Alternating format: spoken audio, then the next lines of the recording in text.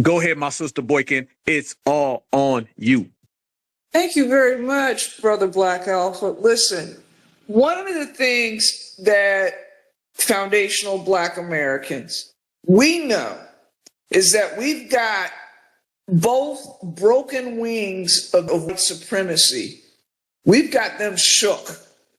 We've got their mouthpieces silenced. Anything coming from, whether it's the maggot side or the far left extremist side, they're shook up. They're shook up to the point where the Democrats now have scrapped their language and they're trying to find new language to talk to us. You get a load of that? They, yes, have scrapped the old politically correct vernacular because we're moving so quickly. They can't even keep up with our young kids. You know, the kids that are now, what is it, Generation Alpha? Shout out to Black Alpha. Come on, we're moving so fast. All right? They can't keep up because you know why? They're old and they're not having any more babies. Okay? So, when any of these self-righteous talking points with, trying to come up around us, talking that old shit, just laugh at them. It's like, what? You're pulling stuff from 2008?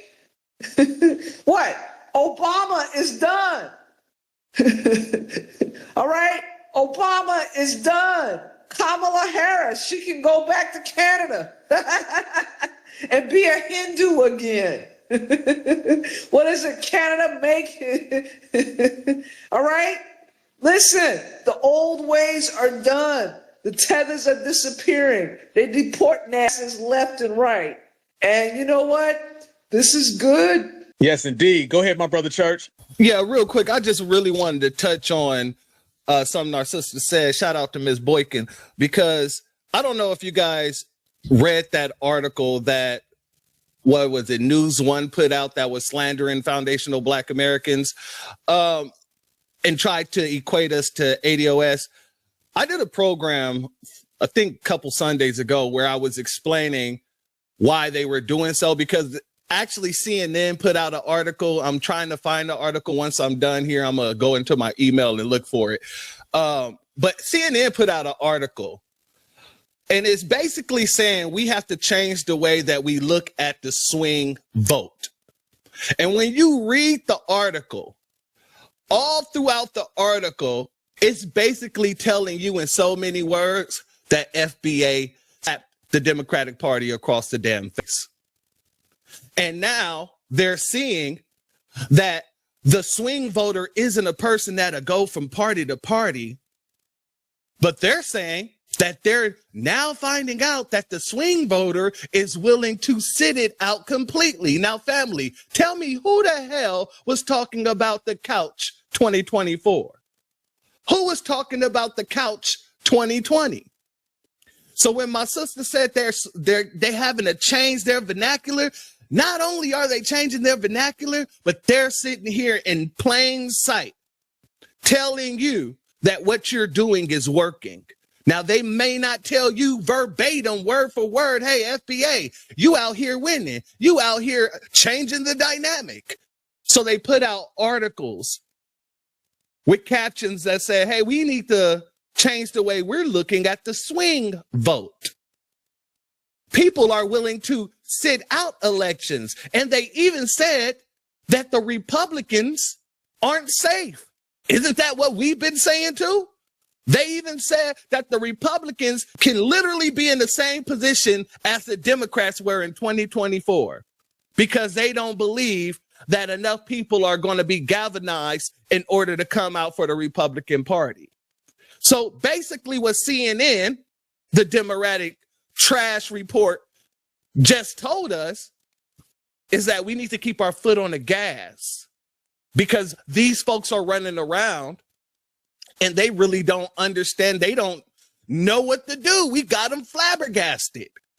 FBA is really just switched up everything when it comes to the political realm, the economic realm, the social realm. We're destroying every social norm that we do not participate in that manner. If we don't like it, like our sister said, it's getting shut the hell down. If we say no, sometime down the line, we see people getting fired. We see people getting laid off, people taking a leap of absence or, just quitting. At the end of the day, all that means one thing. We touched you, and everybody can be touched. Everybody. So family, I'm going to go ahead and land there, and I'm going to look for the article. I'm going to put it in the pill. Much love, fam. Go ahead, my sister Boykin. Very much so. Yes, indeed. Listen, when anybody in the lamestream media talks foolishness about the Trump administration doing whatever to Black Americans living in these cities, you got to go in and say, first and foremost, what policies, presidential policies, economic, social policies does Trump currently have on the books that has disenfranchised Black Americans any different from any of his predecessors? Crickets. Crickets. They want to talk about Trump being racist. You've got to look at all of his predecessors, starting with Joe Biden, going back to Obama, and we know Obama did some racist crap. Bill Clinton, both Bushes, and everybody else.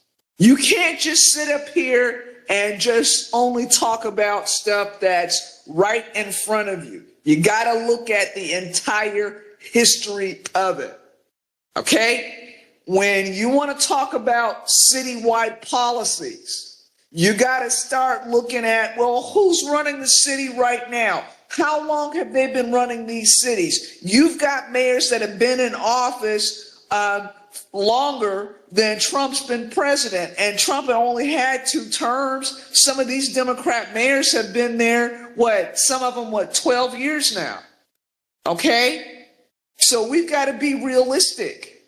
And same thing when you start hearing these foreign nationals, whether they're here legally or illegally, you've got to just cut them off and tell them, listen, I'm a United States citizen.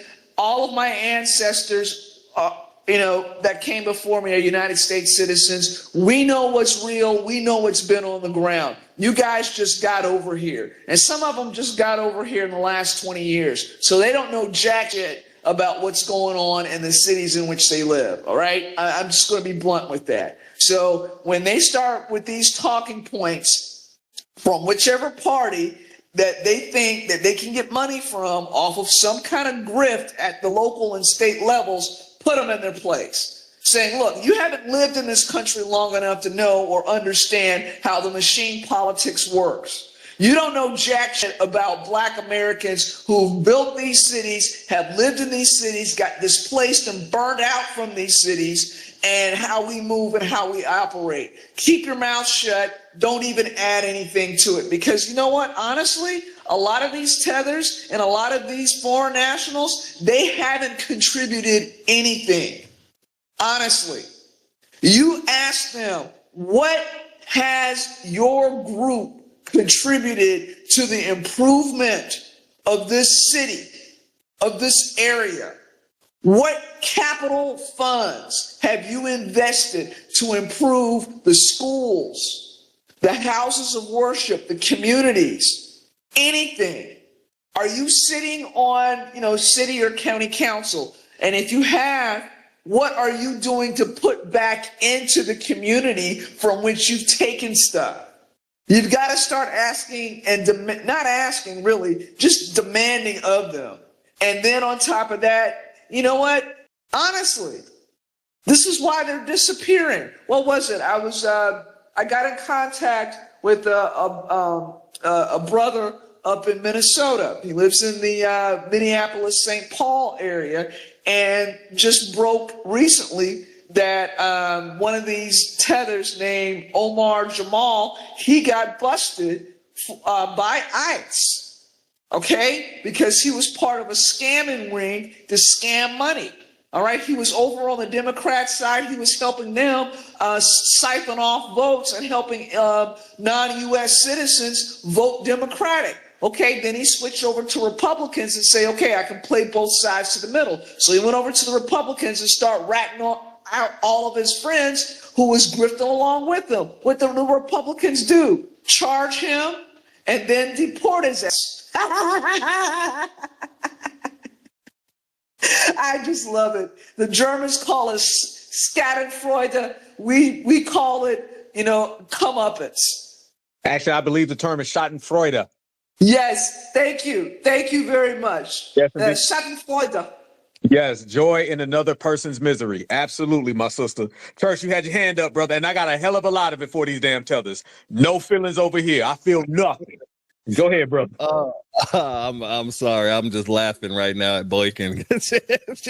She's on fire today. I'm gonna get that to you, sister. I just wanted to say real quick, because you did bring up a valid point about these folks. Here's the thing about these tethers right now. They know that the block party is going on. A lot of these folks know that we've been running around telling people to just block these tethers. You got tether fatigue. We've been acting like it's an infomercial. You got tether fatigue? Let me help you with that. Block. Block. It's for mothers. It's for fathers. It's for children of all ages. Block this. And since they've been seeing us promoting the blocking of these folks, now what you're seeing, and we've been seeing this, but now you're seeing it in a kind of a different way, right? Where people are not just pretending to be us, but they're coming out of their mouth and saying that they're us and then tying it to some talking point. For example, I saw a video yesterday, it was last night. I saw a video with this damn tether running around, and he got in front of this camera and he literally said, as a foundational Black American, which was already a red flag. Then he went on to say, I don't have a problem admitting that Black Americans have no culture. And then he went on to say, when you look at the Nigerians and the Yoruba, they have a clear-cut culture. Automatically just started gearing towards these folks. So family, know that they're going to just stop claiming anywhere that they're from outside of the same way they started taking the flags out of their damn profiles and every damn thing else. Now they're just going to be like, well, I'm Black American too. I'm foundational Black American.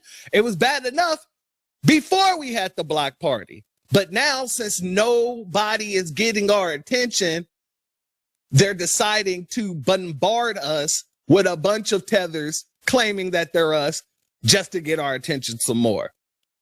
So family, I want y'all to be on the lookout for that, because I've seen like 6 or 7 damn videos starting off with, well, I'm a Black American and yada, yada, yada. I'm FBA and I don't believe anything that these people are talking about. I don't think any of these folks whatsoever understand that, hey, you do know we can tell a person who's trying to jump in and jump out, don't you? You do know that we can tell an infiltrator from a mile away, because we had a lot of years to practice on learning what an infiltrator is.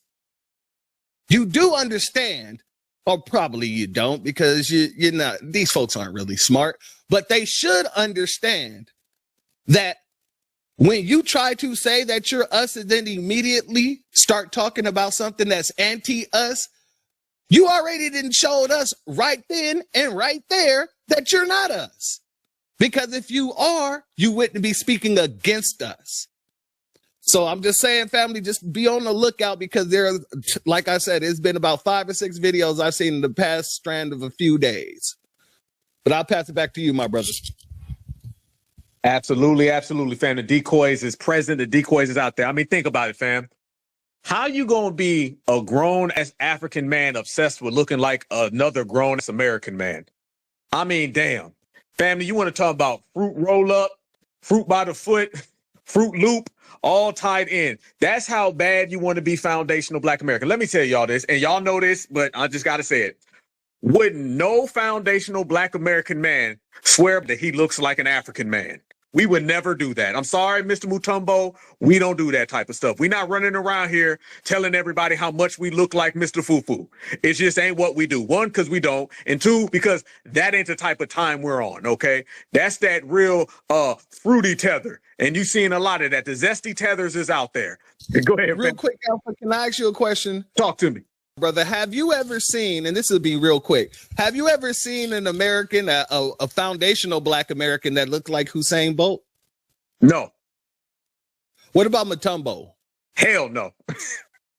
I'm just asking because, you know, we ain't ever saying we're looking like them, but they're consistently, you ask them, I show a couple videos on my broadcast before, you got Africans who look like Usain Bolt talking about who do you look like? And they're like, oh, I'm told that I look like Ludacris. Oh my God. Brother, and how come they don't ever make these videos about looking like each other? It's okay. Hey, listen, if you want to look like somebody, then just look like your fellow Jamaican or your fellow African. How come all of your videos about looking like someone is always you want to look like a Black American? Go ahead, brother. I want to get to this Andre dude. Andre, Yeah, it's on you, buddy. Yeah, let's see what Andre have to say. Yeah. No, a lot of what the last speaker was talking about, I was interested in what she had to say. But yeah, tethers are disappearing. I'm still hearing what the conversation is about, to be honest with you. I know that me personally, I would like to see us get back to, organizing our labor in the communities and developing these institutions that, work alongside that, because that's going to really challenge the status quo and a lot of the issues that we face on a national scale. So, the labor movement is picking up. You got the guy, Chris Smalls, who's the FBA, who was the founder of the Amazon Workers Union. And he's been doing a lot of great things. So that's the one thing I would just want to contribute. And I'll land there. Andre, let me ask you a question. What's your lineage, brother? I'm FBA. That's why I'm in the space. Okay. If you heard of the Manigaults, I'm a roast Manigault. You maybe heard of Earl the Goat Manigault. That's where the term goat came from. So that was my close relative. My mother, she ran the foundation for a little bit within the neighborhood in Harlem. But yes, we're FBA royalty in terms of Harlem and the street ball legends. Okay, let me ask you this question, because I see this people over profit situation on your page, and I don't try to, tell me about that. Disagree with that? Do you think profit should be before people? Because we see that a lot in this. Well, to be honest with you, FBA profit should be above all people, especially if they're not supposed to be here. Okay, well, I'm interested in human rights and some of the ways that protecting the sanctity of the human life. I think there's a lot of work that's been done on that. I think that's interesting. And so just to answer your question about what that means to me in terms of people over profit, I think we can look at the society, the U.S. capitalist society, and it's not very in line with my values, right? And a lot of it comes down to putting profit in many of the cases, if not, every meaningful one is profit over people, right? Whether it's housing, healthcare, food, education, etc. So I wanted to bring that to the forefront. Let me just say this real quick. I find it very funny, and it seems really weird to me because you brought up an argument, and I'm not saying that you are one, but you brought up an argument that a lot of tethers love to bring up, which is the capitalistic system. And I find it very funny that a lot of people don't have a problem with the capitalistic system while they're making money. But since we're out here pushing for our reparations, all of a sudden, even Fred Hampton understood the importance of, hold on. See, now you're making me think. Interrupt people now. Everyone let you speak. Now you're going to go on mute and you're going to allow him to speak because y'all all do that. Thank you, Queen. Because here's the thing. Here is the thing.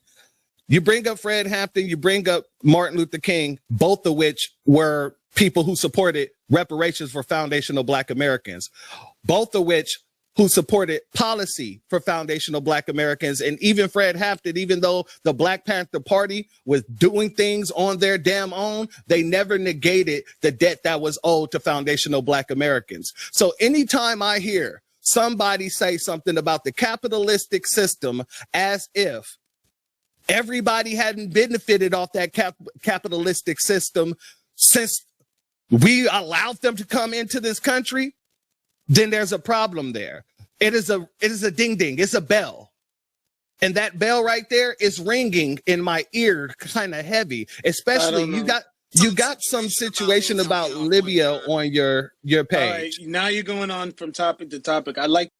Now I just muted you because you're not showing respect, and see, you are setting off red flags because you guys have no respect. And Church, I'm going to let you speak. I'm going to go back on mute. But he was speaking and you keep interrupting. And the reason why you keep interrupting, because you don't want him to get to the point. And the point is, y'all always come in here talking to us, telling us what we should do. Because basically you're trying to get us onto your agenda. Because it's obvious based on your page, you're a Democrat.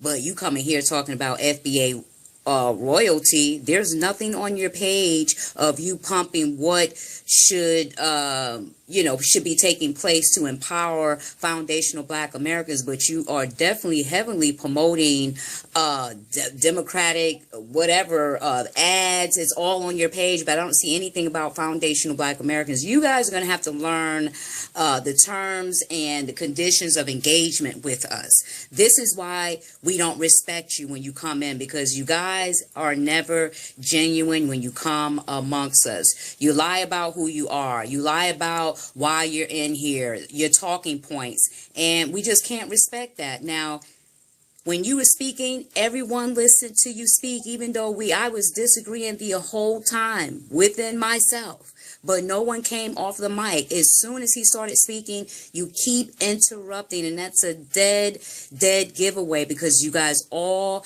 engage with us in that manner. You have no respect. Allow him to speak, and we will allow you to come off of your mute, and then you could speak, please. So since you want to talk so much, let me ask you these two questions. Are you a Democrat? And if you say no, are you a third party candidate type person? Go ahead. No, yeah, I'm not a Republican or a Democrat, but I'm not trying to do the interrogation. I want to have a conversation. I am FBA, right? And I do care about the community. I don't have maybe the same exact views as the host or the person who's, who just asked me the question. Well, Andre, Andre, I don't here's the thing. be hostile or and I'm not being hostile towards you, am I, Andre? Ain't I having a conversation with you? Am I yelling at you? Am I calling you any kind of names? Am I speaking with full sense, correct? I'm not coming at you disrespectful, am I? Well, I just want to have a good faith conversation about the ideas and the issues, Here's the good faith conversation for you, okay? Because a lot of the stuff on your page is a lot of the stuff that we see on Tethers pages like a Fleeny. A lot of the stuff on your page is some of the stuff that we see on people. It's not an accusation. It is a one-to-one comparison. Well, I'm not a Fleeny. So you're not a Fleeny. Her name is not a Feeny. It's a Fleeny. A Feeny Shakur is resting in peace, and we're not going to disrespect that sister at all. I think I know who you were talking about. I'm not trying to disrespect any sisters. Yeah, and that other woman's name is not a Feeny. Her name is literally like Angelina or something. She changed her name. About her name. Okay, she changed her name, and so she's a Fleeny. But my point is this: whether you're with the third party or not, I'm going to question you because everything that's coming out of your mouth sounds like exactly what a Fleeny says. Okay, It sounds well, exactly like, I'm hold not your enemy. on. Didn't say that you were my enemy.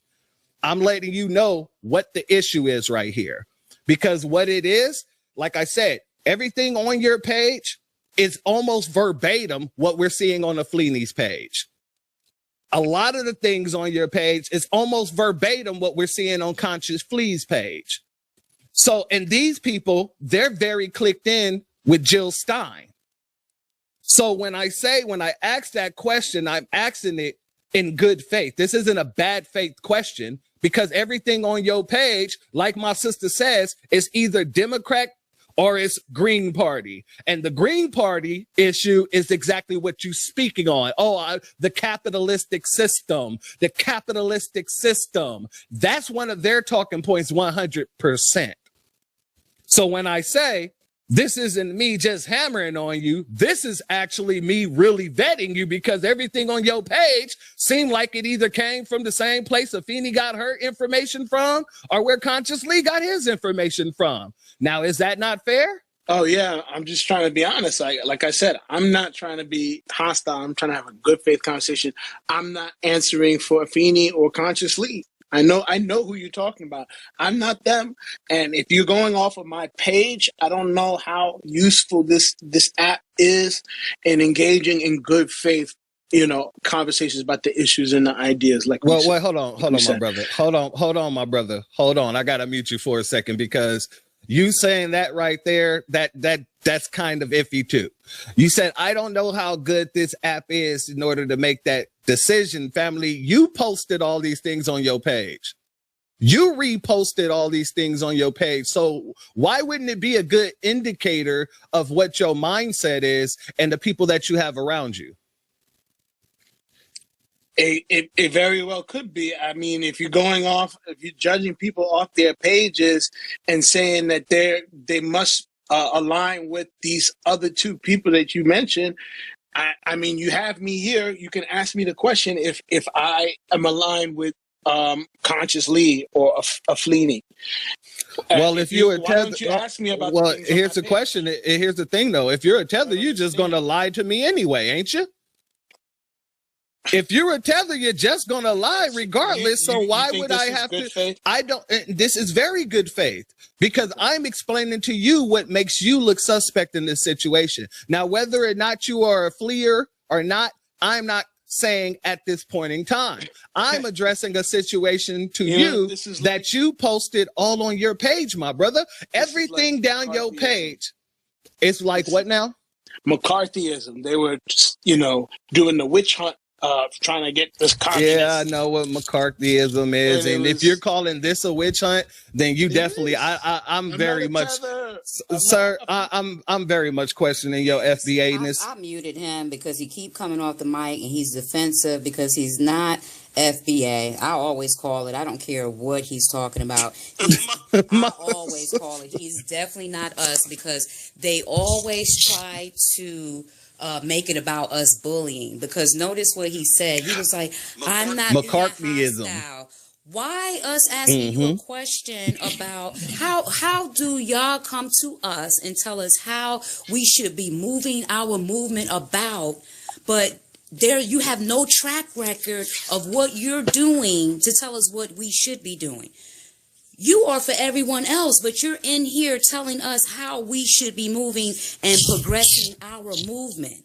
Again, one more time for the people in the back, sisters, please. I mean, that within itself is janky, but they always come with, we're bullying them. It's always, they are a victim. And he immediately said, I'm not coming in hostile. I just want to have a conversation. We're having conversations with you. Why do you think or feel it's hostile? Because we're asking you about your lineage, because the things you're saying don't line up.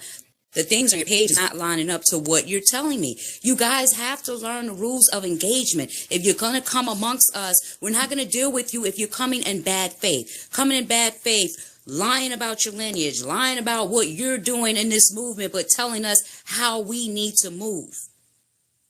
Learn the rules of engagement when coming in our spaces.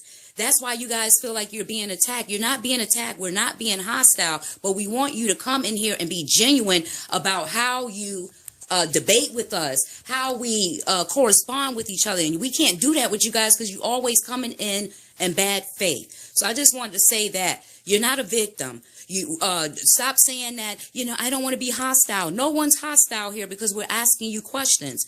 And these are genuine questions. You're coming in here telling us how we need to move as a movement, but what examples do you have? And y'all never have any examples. So you have to go back to the drawing board. You can't come to us, tell us what we should be doing and what you're for. And if you're foundational Black American, you already know what we're doing over here. You already know what the agenda is over here. You already know what the main entree is over here. So don't talk to us about nothing else if you're not talking about what foundational Black Americans is on. Period.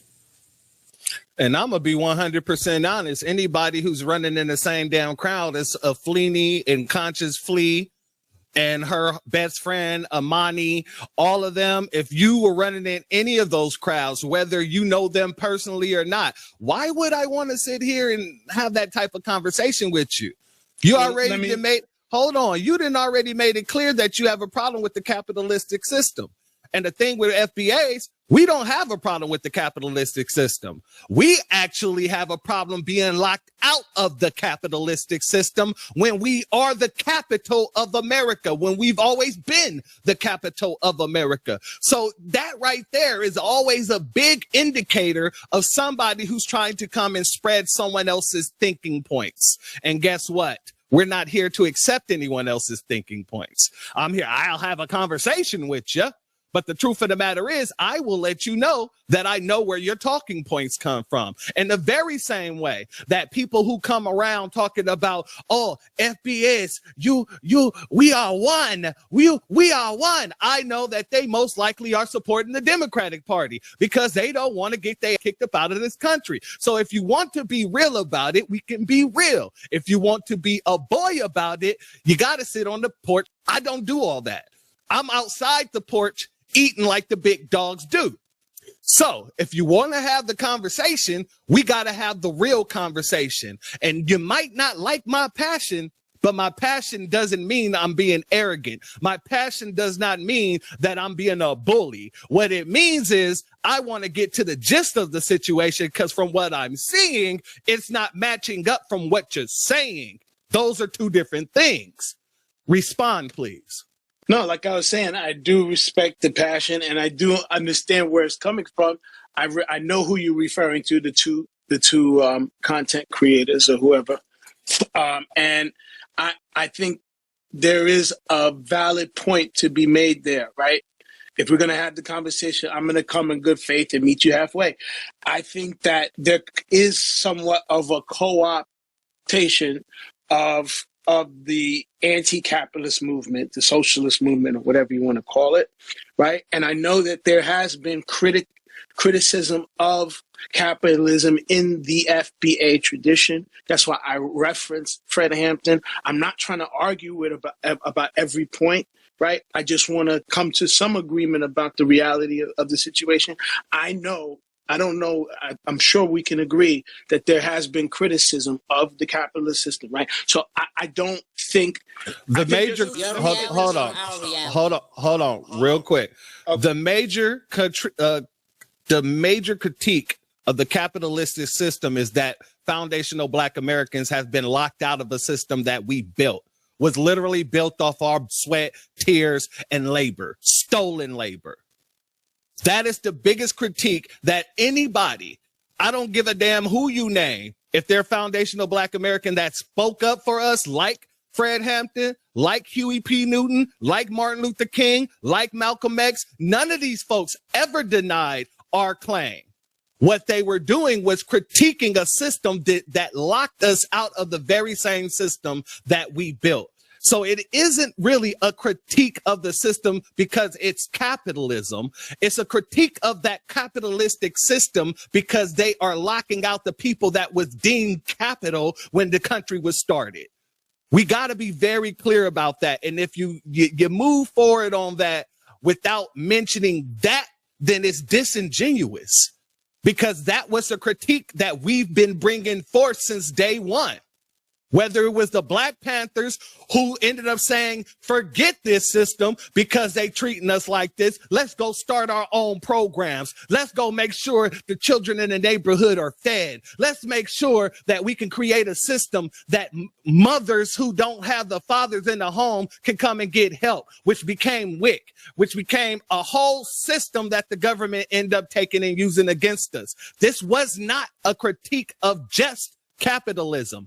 Capitalism in itself was not the problem. The problem was being locked out of the capitalistic system as foundational Black Americans. That's the issue. My sister Natural, it's on you.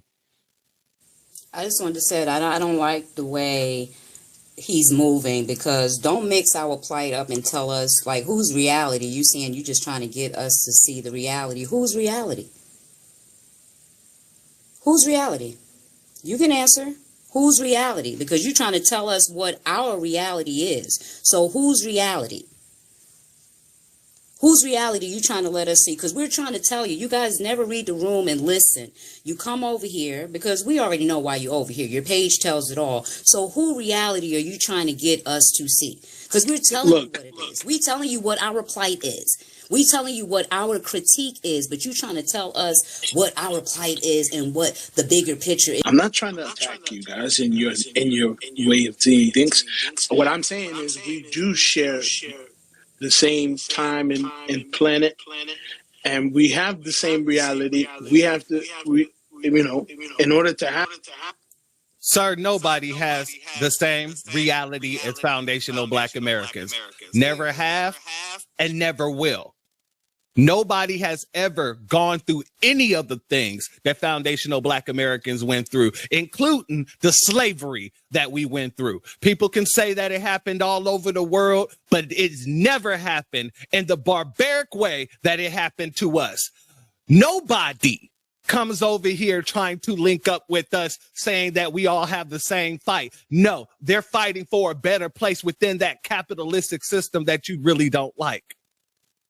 They never come to us and say, hey, foundational Black Americans, you're owed reparations, and we're going to fight with you until you get reparations, because we're all fighting the same fight, and we can't be free until you're free. And then once you're free, we can all move together and create a better system than we have here today. We don't have that nowhere, no matter who, no matter what group. Whether it's Nabiscos, whether it is Mexicans, Puerto Ricans, Hispanics, Indians, any of it. So it is disingenuous and disrespectful to the ancestors for you to even fathom to bring that up and correlate us talking about we have the same damn issues. We do not. He doesn't share our ancestors. He doesn't share the fact that he said we're all on the same planet. Listen, we know how to read between the lines, Andre. Your page tells it all, and we're all on the same planet. There's really no reason for you. Just listen and learn. You can't tell us or critique us, and your opinion, you know why your opinion doesn't matter? Because if you were foundational Black Americans, you would know what time it is. All that we are the world and we're on the same planet in the world. No, we're looking out for us and us only. You already know what our agenda is. That's why you over here trying to, I don't know what, you're trying to come over here with these talking points, because if you were us, I always say, if you were us, you already know what time it is. You already know what we're on. So the fact you're over here trying to conflate and mix our plight up with someone else and being disrespectful about our history and talk about we are the world, we're all on the same planet, you're not us. You don't have the same agenda, so really you could just sit over here and learn, and then you could take it back to the think tank and y'all can think of another script. But really you're being disrespectful because you're saying you're foundational Black American, but you're trying to we are the world us over here when we're not on that. We're not on that. And you just keep trying to we are the world us. We are not on that, and we're not going to be on that. I'm going to be honest with you, my sister. Shout out to you for saying that, too, because I want everybody around the world to know our good brother is resting in peace, Mike Jack. He was the We Are the World people. He was the person that convinced us that everybody around the world needs to be fed and all this other stuff. It wasn't Sally Struthers. It was Michael Jackson, and he's gone now. So you do better at going to his grave and speaking to him personally about things, because I'm going to be honest with you. You're talking about we all live on the same planet. You don't like capitalism, which means that you must love socialism, correct? What happens to a people that's been deprived of every opportunity and benefit of capitalism, and then the system switch over to a socialist system? Tell me. Well, we have to come to the realization that capitalism was never. You're not answering the question, sir. It is one. It's one question, and it's my brother. It's a straight answer to this question. I need you to answer this question directly, because there's only one outcome. When a group is on the bottom of a capitalistic system consistently, let's say for 200, 300 years, and then that capitalistic system goes away and they bring in a socialist system, what happened to the people that's been under that capitalistic system on the bottom for 200 to 300 years? Go. Well, they would be able to deal with a different system that didn't put them in that situation as the old system, capitalism, which put them at the bottom for 200 to 300 years, like you say, right? If we acknowledge that capitalism was very much a big part of what we're talking about here, the system itself, right? We can acknowledge what it is. We don't have to agree on everything about it, but yes, the system has to change. Okay, let me address that real quick, and I'm gonna put you on mute because I don't want you jumping in. I'm gonna be very, very, very simple and very plain when I say this. When you take a people that's been on the bottom of a capitalistic system, and I'm telling you this as a political scientist, when you take a people that's been on the bottom of a capitalistic system for hundreds of years, and then turn around and bring in a socialistic system, what ends up happening is you're making that group of people a permanent underclass, in the very same way that they were already an underclass in the capitalistic system. Because when you say all tides lifts up, the raising tides lifts all boats, that don't work out when your boat is already underwater. That does not work out when you're sitting in a boat that's already underwater. What we're fighting for is to have our boat pulled out the water and put on top of the waves. What you're telling us is that we should allow not just the capitalistic system to crumble, but then create a new system that brings in more water, raises all the other boats around us while our boat is still sank at the bottom of the ocean. And this is the problem that you just had right now. You said that to somebody who's been studying this for over 10 damn years. You cannot find anywhere around the world that has ever practiced capitalism that automatically switched over to a socialist system without the bottom caste people becoming an underclass. This is just another situation like a caste system in god dang over there in India. If you take away their caste system, the black Indians, you would think, oh, they would get fair treatment and all this other stuff. But if you implement a socialist system over a system that used to be a caste system, it's the same damn thing as implementing a caste system. So I don't understand where you're getting your information or how your politics is coming to you. I'm going to let you know this. What you're speaking on is not really accepted in any of our FBA spaces. The reason why is because we've already shut these talking points down time after time after time after time. You're just time number 364,522. My sister Natural, take it over. I want to park Andre one moment, because I see Shaka or Chaka, the tether that got exposed. You talking a lot of junk down there in the comments.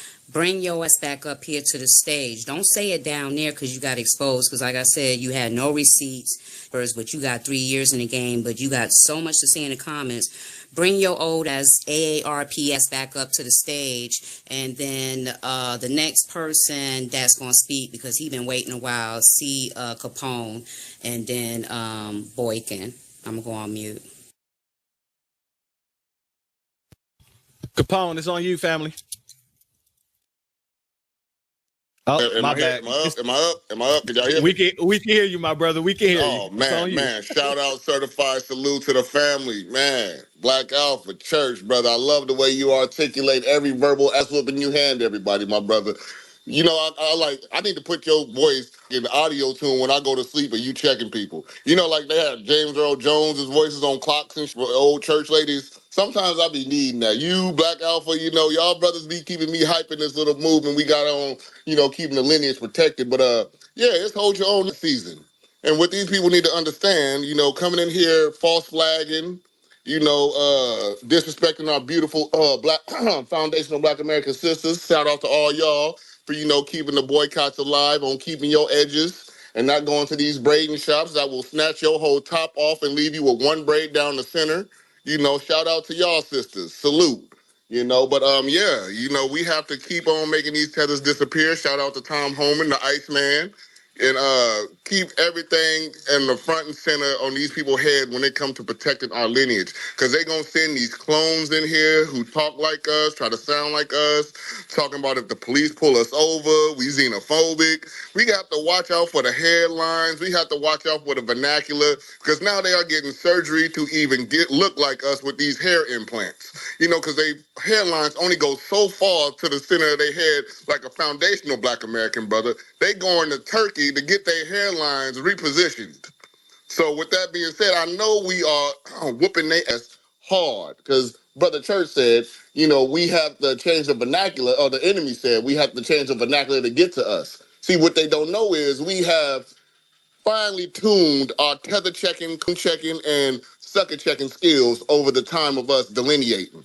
And I love my people who stay firm on that. And let's keep that gas pedal full. Shout out to the brother Hinton. You know, let's keep that gas pedal down and our gas full while we do this delineation. And let's make sure our sisters are protected, and the message that we are sending to these tethers and these people of our tethers of color, as my brother Alva like to say, let them know tether getting has just got started.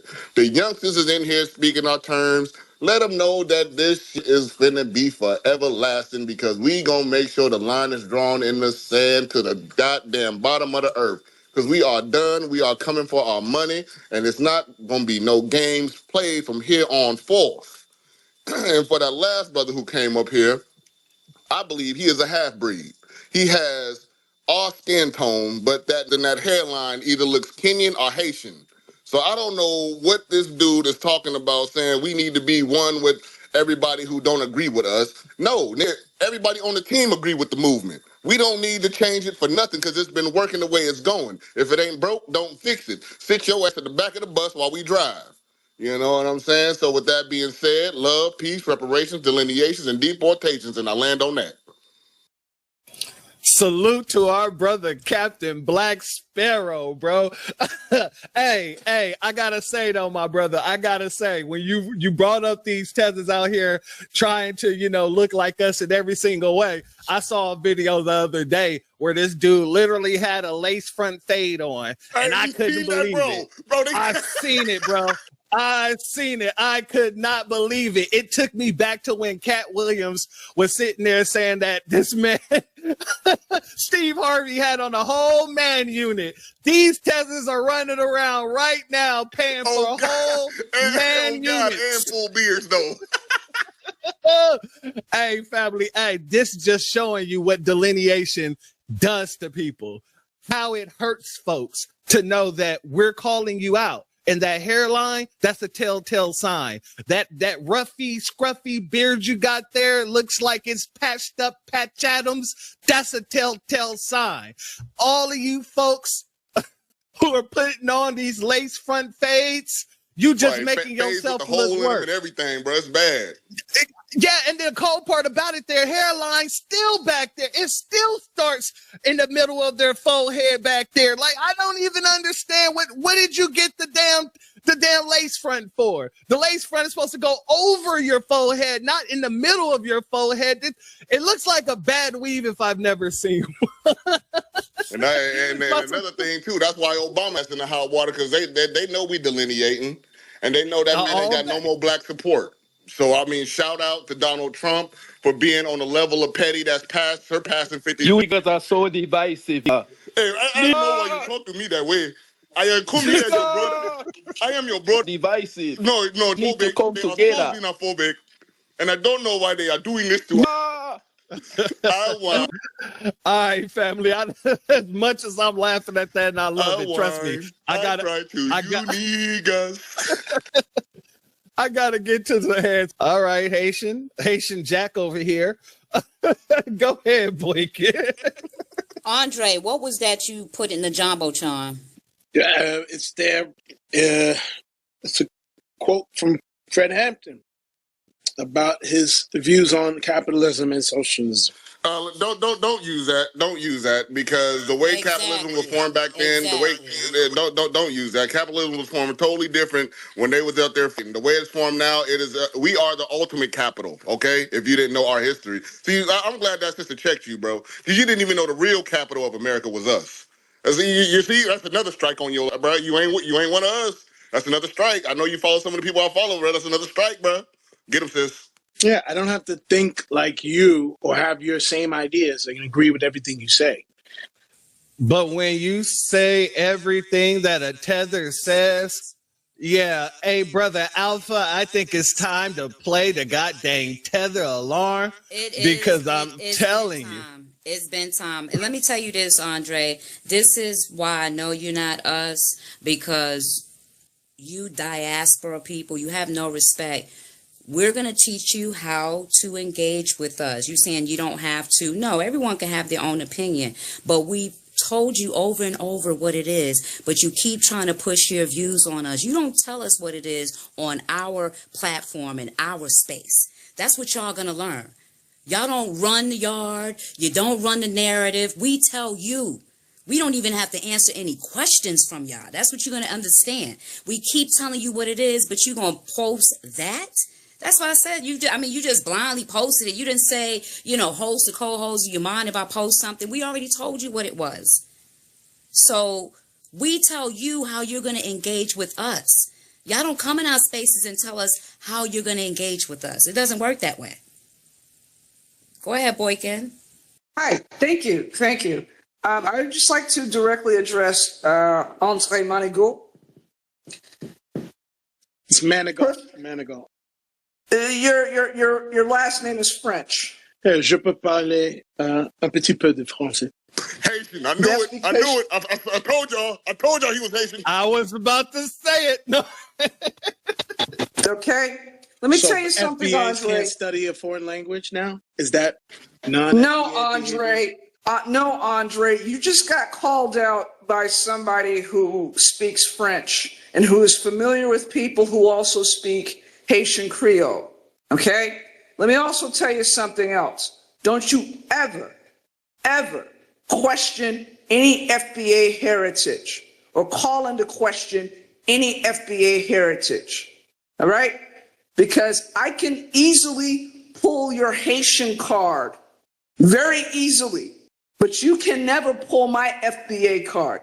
If you paid any attention, as I said before about my lineage. You think you're more FBA than me? Is that what you think? I know I am, because if you paid attention, I had genealogists pull up my father's side from 1810. Don't make me laugh. Who's it? You know why I'm laughing at you? Hold on. You ain't about to disrespect our sisters at all. That is a clear-cut way to get my foot in you and get you kicked off of this piece. You understand? You said you want to have good faith conversations. You don't talk to our sisters like that whatsoever. You bring the utmost respect. when you talking to our sisters around here, or I will. And I promise you, the Most High will lend me his foot to put in. So let's try this again. Mr. Frenchman, or the man with the French last name. My sister Boykin, go ahead. Thank you. I'll handle it from here on out. See, that's the thing. That's the beauty about FBA culture. The men and the women, we stand by each other. We stick up for each other because we know we have each other's backs. Okay? Haitians come culture where that is not the standard. Okay? Another standard is this. If you don't have any backbone for your culture, for your family, for your men, for your women, you'll never stand up for anything of your people. All right? What about the Haitian Revolution? That was pretty honorable. And I'm not Haitian, by the way. Hold up for a second. Hold up. First of all, They weren't. what has Haiti done in the past 220 years? What has Haiti done in the past 220 years? Absolutely nothing. And you want to come over here and talk about socialism and socialist talking points? Let me hand this back to your ass right now.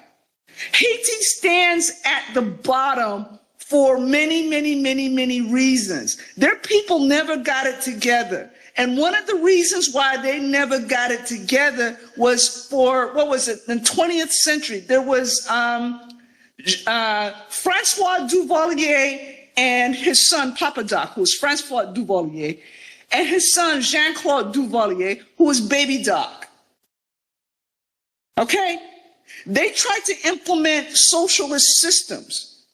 But as my political scientist, political theorist, that's what Church of Black Power really is. He's a political theorist. Was trying to enlighten you, but you were too thick-skulled and impatient to learn, was the fact that when you take socialism to an impoverished group of people, they become the permanent underclass. But of course, you came from an inferior school system to the superior school system of the United States, but you never learned that because you got run out of PS 104 and you had to go run them streets. Okay? Don't go there with me. No, I actually went to a good private university and I studied. I don't care about your opinion because it means nothing. Ooh, I just heard that accent. There you go. Yeah, everybody heard the accent, right? Got him. Everybody heard the accent, right? It always comes out. It always. Hey, so we got Pepe Le Pew in the building.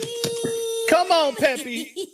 Shout out to our sister Boykin for bringing this out of him. She drew this out of you. I knew it. We knew it. Tetherism's at its finest. Tetherism. You come in here, you hear us in this space, and you bring all the tether talking points. And it does not go over my head that all the talking points that you were bringing, as I stated to you, the other tethers were also running around on each different platform trying to also spew to us. So yeah, Pepe Le Pew. Yeah, we done with you, sir. Monsieur. You're done here, sir. You're done here, Pepe. We got to let you go. You can listen from the background. Shout out to our sister Boykin for getting Pepe Le Pew out of his element and having him basically, tell us exactly what we already knew. What our sister Natural. It came. My sister Natural was calling it already. I said, I'm not going to call you a tether just yet. She said, no, I'm going to call you a tether. I called him a tether, 40 minutes ago? Yeah, we yes. slow walking down, though. That was fun. Hey, sometimes you got to put them in the slow cooker. If you don't got a slow cooker, you put them in the pressure cooker. You ain't got a pressure cooker, you put them in the oven and you wrap them with some foil and you let that go at a 250 degree and you let that just melt down. We put them in the air fryer on 40 minutes. My sister Boykin, I'm gonna let you go ahead and finish what you were saying, and then we're gonna go to the hands. Y'all are vicious. You guys are making my accent come out right now. Let me tell you something about these. some of these Haitian tethers that try to latch on to the socialist platform. You can't do it. You won't do it. It doesn't work. It won't work. You need to listen and study from the people who've lived in this country, who descend from the people who built this country, and we still build in this country as we speak. And in the 221 years since the 1804 revolution of Haiti, the United States, Black Americans exited chattel slavery from, what was it, the 13th Amendment, all right? Ended chattel slavery. The 14th Amendment recognized our citizenship. The 15th Amendment gave Black men the franchise, and the 19th Amendment gave Black women the franchise. There was nothing in Haiti's constitution that did any of that for them, okay? We've had engineers since the 19th century, people who have patents. We've got all types of folks who built this country into a first world economic superpower. Where is Haiti right now? What has Haiti contributed to the world in the past 100 years? Francois and Jean-Claude Duvalier, those two dictators. That's what Haiti's legacy has been the past 100 years. And all of the peasants from Haiti that first fled to Montreal in Canada or other French-speaking countries before coming to the United States. And it wasn't until 1987, 1988 that the United States got a policy to allow Haitians to come here under temporary asylum and other programs. Okay, most of the Haitians, if they couldn't go to Canada, they went to France. All right, so don't play yourselves with that nonsense about coming in and amongst Black Americans. All right, because let me tell you something a little bit more, and I will shut up for good and let everybody here do their thing. All right, you will never ever get the right to question any foundational Black American if you immigrated to this country. I don't care if you're blacker than the ace of spades. You will never question our authority, question our leadership, question our movement. So, to Andre Manigault, Tagal. And with that, thank you guys for letting me come on the stage. And I bid you peace. My sister cooked. Need to get you an apron, my sister. And before we go to the hands, I gotta say something real quick. First and foremost, shout out to our brother Mikael. I see you up in there, and our brother Antithesis. Much love to you as well. I'm gonna read something off this man's page. Okay, he reposted this. It's from Richard Wolf, excuse me. And it says, socialism. Someone please tell Bloomberg is not about government's stakes in private capitalist corporations. Socialism means a different economic system, one without employers and employees, an economy of worker cooperatives instead. Family, when I say socialism in itself, when you take that and put that on top of a capitalistic system and the group of people that has not been benefiting from that system, all you're doing is continuing to push us down further and further. What does it matter if we have a bunch of co-ops where we all working together and everybody benefits when we are economically the downtrodden, when we're economically deprived? Everyone else is getting a leg up because they're coming from places outside of America that don't have what we have, don't move the way we move, and don't produce what we produce. So anybody that comes here that automatically gets given anything, they automatically get a leg up. We've been here for hundreds upon hundreds of thousands of years. So when these folks come to us And the first thing that they're doing is trying to bring to us a system that not only don't work anywhere else around the world, but would never work here because we're owed a debt here. And by implementing these socialist systems, you're basically, without paying us our money, you're eliminating our debt. And we're not allowing that at all. Unless you're going to go ahead and pay us those reparations, don't come to us and talk to us about changing the system. Y'all was just fine under the same system as long as we were the only ones being oppressed. And this is why I'm so glad that my sister Boykin, she got this man so far out of his element, he didn't know what to do but speak in his native tongue.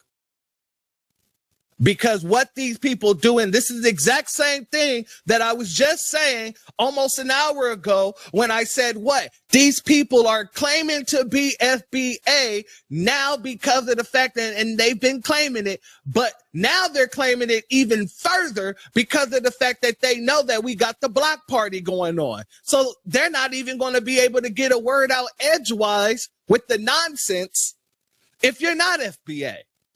Because we're not listening to no foreigners or no tethers tell us otherwise. As if we don't know our history. As if we don't know our country. As if they don't know our country. All these people make a conscious decision to come to this country, no matter what the treatment of this country is.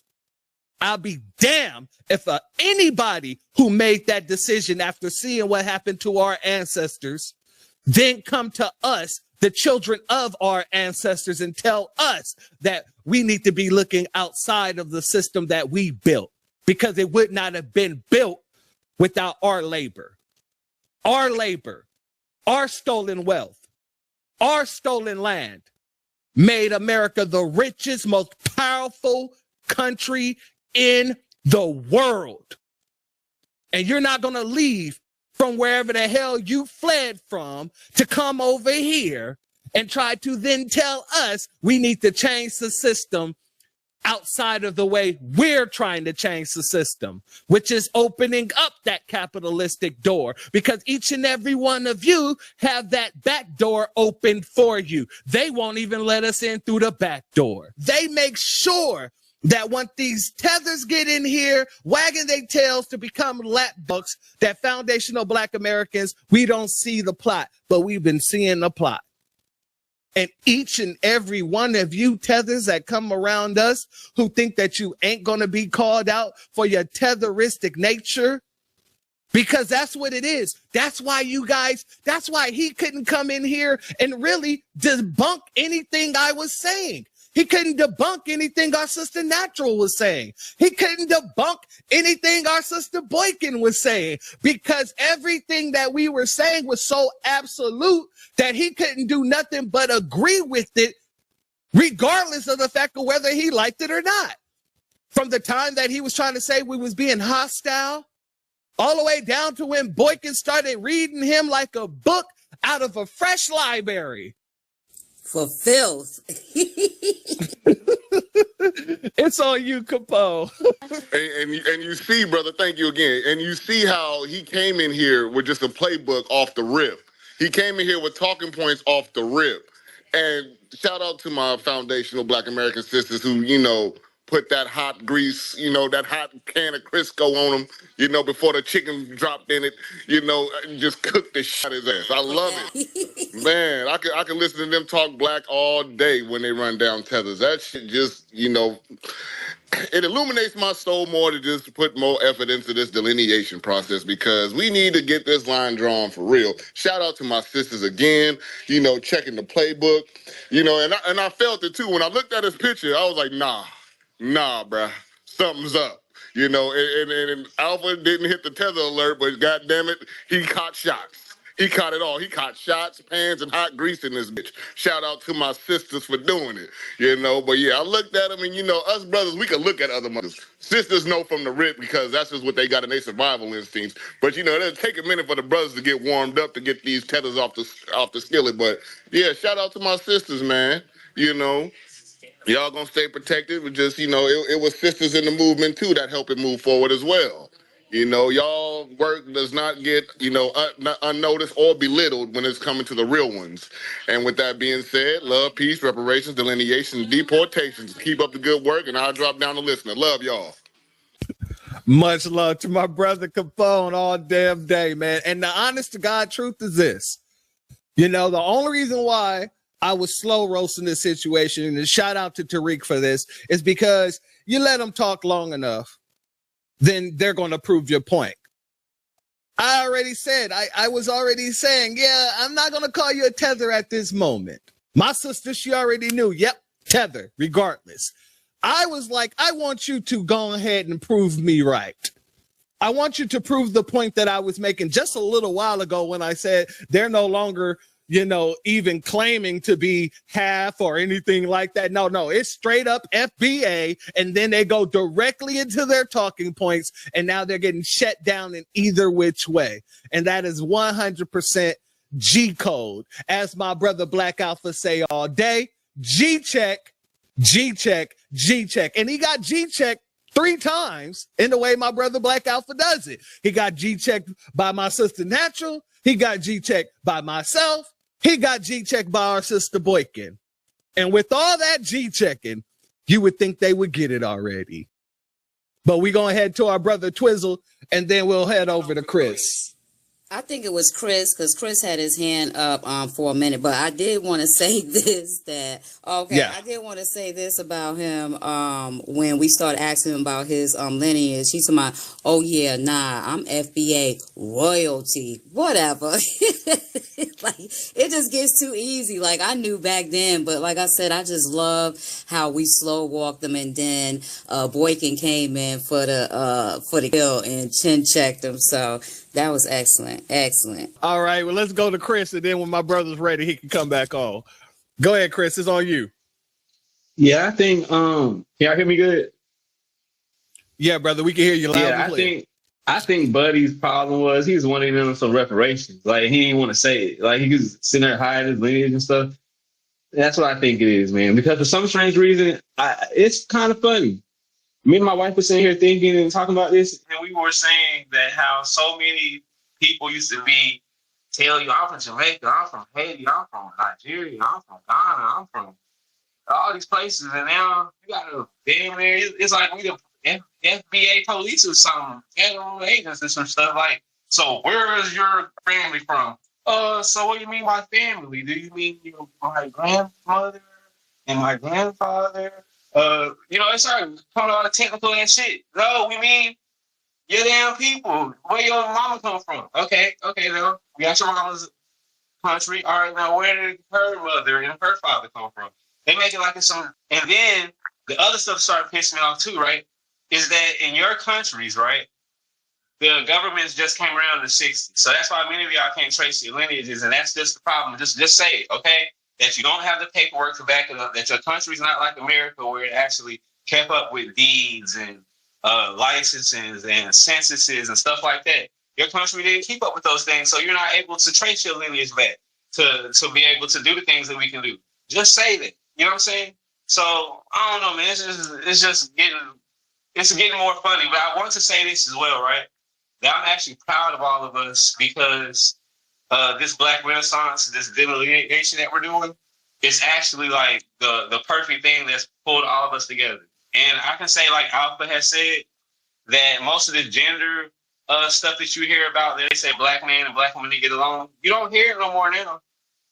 And he made a key point. When you look at the backgrounds of these different companies, they happen to have foreign people who are running. So one thing that I also want us to push as well as a message is that we should push that we should not have dual citizenship in our government. We shouldn't have dual citizenship at all with any politician on any level, because they should have some type of where they should owe us. Because we're American people. It seems like when you listen to a lot of the immigrants talk, they talk more about their home countries. And this is my personal thought of what I say, right? That they should make it an executive order and then make it to where like Amir Khan and all of them who have dual citizenship, that they should be able to be ambassadors to their countries until their term is up, because that's what they act like anyway. So we wouldn't really, you know what I'm saying, be missing if that was to happen. But I think they need to do that, because these immigrants are really for themselves. And right before I land the plane, me and Gronk was having a conversation about immigrants and reparations for Black Americans, right? And Gronk agreed with us. Gronk says that if an immigrant is to speak on our reparations, he should speak very timidly. He should understand, what our ancestors been through, what they fought for, and knowing that their ancestors didn't even stand with our ancestors. When you think about LULAC in these different places, because, it's their month this month, right? And they was like, no, we don't want to be with the Negro. That's what all of these different people did to our ancestors, and they try to act like that's not what happened. So it's all these things that we got to start setting straight. And that's actually what I think our generation is, like you said, G-checking, standing on business, and actually setting a record straight. And I'll let my plane there. Just piggyback with Chris and say that they act like this is the first Tether 8. Every time they engage with us, you act, because they're trying to hide their lineage so bad that they literally act like they're on the first Tether 8. Like, what? Well, what do you mean? Well, on my mom's side, they never know. They always only know one side of their family, but not the other side. They're trying to hide their lineage so bad. They're not even repping. They're even fleeing from their own lineage. So you are so correct. And they act like it's an interrogation just to say where they're from, because they're trying to hide their lineage so bad. So I just wanted to say that. No, you're absolutely right, my sister. And to my brother Chris, shout out to you, family. Shout out to everything you said, because it's absolute 100%. And I find that to be a situation that we're seeing a lot more. And that's the thing. These folks think that they're doing something new, and we're seeing more and more of the same thing that they think they're doing something new in. You get what I'm saying? Like, what makes these people think that we're not going to be able to just call it out as we see it? Because you guys are all saying the same damn thing. Now, if it was different people saying different things, I might be able to sit down and take each of your talking points into account and say, okay, let's address this, let's address this, let's address this. But it's not. It's each and every one of you coming with the exact same talking points that the other one that we just shut down a few minutes ago was bringing, And another thing I want to say to our brother Chris real quick, shout out to you, because I see on your page, my brother, you got your Freedman grandparents posted on your page on August 29th on my son's birthday. So much love to you for that. But I got to say this, family, they're a beautiful couple. Your grandfather reminds me of Dwayne Martin. I'm just going to say it, though. The dude that was married to... you know what I'm talking about, right? Tisha Campbell, shout out to you, family, because that's who I see when I look into his eyes right now. Yeah, that's my grandparents. I also want to say this, right, before we move on, is I think that our ancestors are ashamed of all of these immigrants of color that came over here with everything they did. One of the things I've seen, right, I watched The Godfather in Harlem the first season. If you remember, they showed Adam Clayton Powell in the movie. They depicted him, and they were showing how they were pushing the immigration bill because they really wanted more immigrants of color over here because our numbers were getting down due to all the unalivements and stuff like that, right? And then they get over here, and then this is what we get in the second, third, and fourth generation. Man, I'm telling you, I know they looking down like, man, I'm glad that they checking and delineating, because we, you know what I'm saying? To touch on that point, to extend on that point, I agree with you, because here's the thing. It wasn't just the second and third generations. It was the same first generations that came over here who was benefiting off of everything we was doing in the first place. I have this dude that I used to be friends with. I say friends loosely, and he's a Nigerian. And I was introduced to him through my sister, and him and my sister are business partners. They work together and all this other stuff. So we used to kick it a lot. It wasn't until we started going out and going to different like parties and things like that together. And of course, we're older, so our parties aren't the same as, the younger parties when we were younger. We're more in the adult setting scene where there's a pool around, we're having shots over by the pool, playing spades. Somebody's playing dominoes in a corner. So it's it's an arena where we can talk to each other. It wasn't until I started listening to this dude, because I'm talking to other foundational Black Americans at these parties, and I'm talking about policy for foundational Black Americans. See, I take every chance when I get around foundationals or Black people in general. I speak about policy for Black people, for foundational Black Americans, to be more specific. I speak about reparations, because we need to be having these conversations outside of the internet. So when I'm outside of the internet, I'm having these conversations. You feel what I'm saying? It wasn't until I started having these conversations with this person around, and this person talking about, I don't really think we need reparations, this, that, and the third. And I said, what do you mean we? You are not Black American. You're not foundational Black American. You're Nigerian American. Don't talk to me about we. Don't jump into a conversation that we're having, because it's disrespectful. You do not have a say here. And he couldn't fathom it. He couldn't understand that.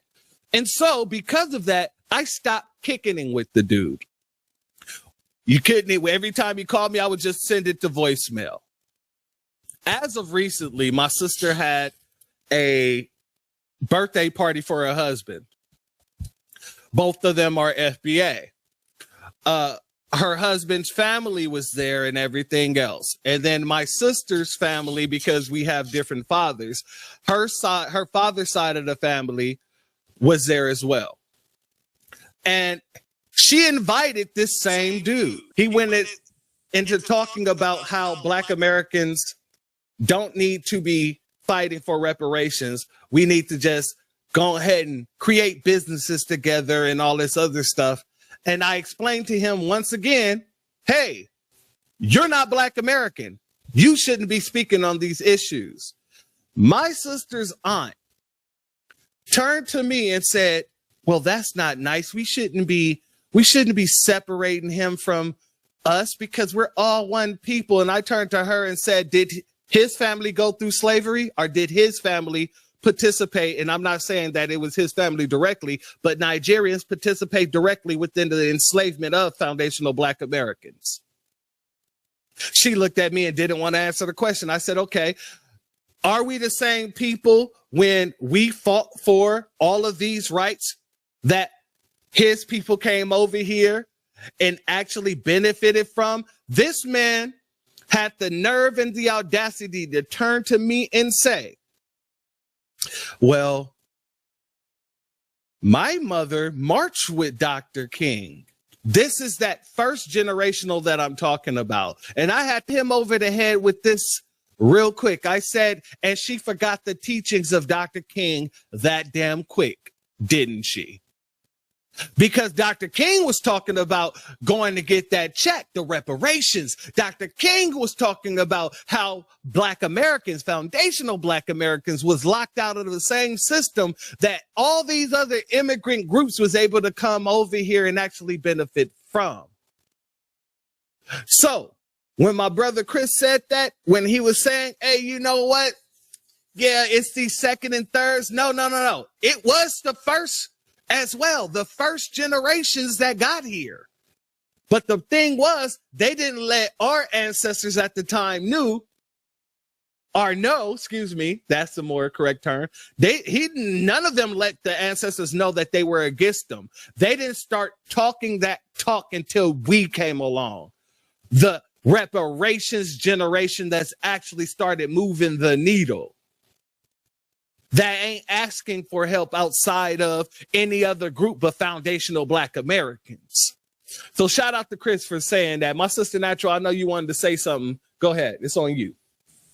Oh, no, I was done. I had said what I wanted to say to Chris. Okay, I just wanted to make sure, my sister. All right, my brother Alpha, do you want to touch on that? Y'all know I've been sitting here enjoying the show. You know that, right, brother? I know you got some popcorn over there, freshly popped. Absolutely. Yeah.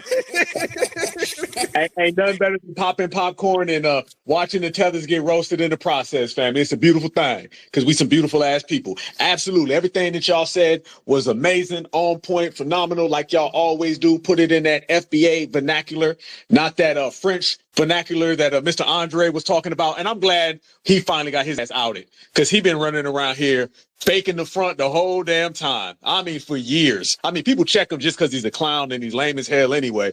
But I mean, when you add tether to all of that, it's even worse for him and even better for us. So shout out to y'all for putting in that work. Y'all see what happens though. Y'all see what happens. We put in work.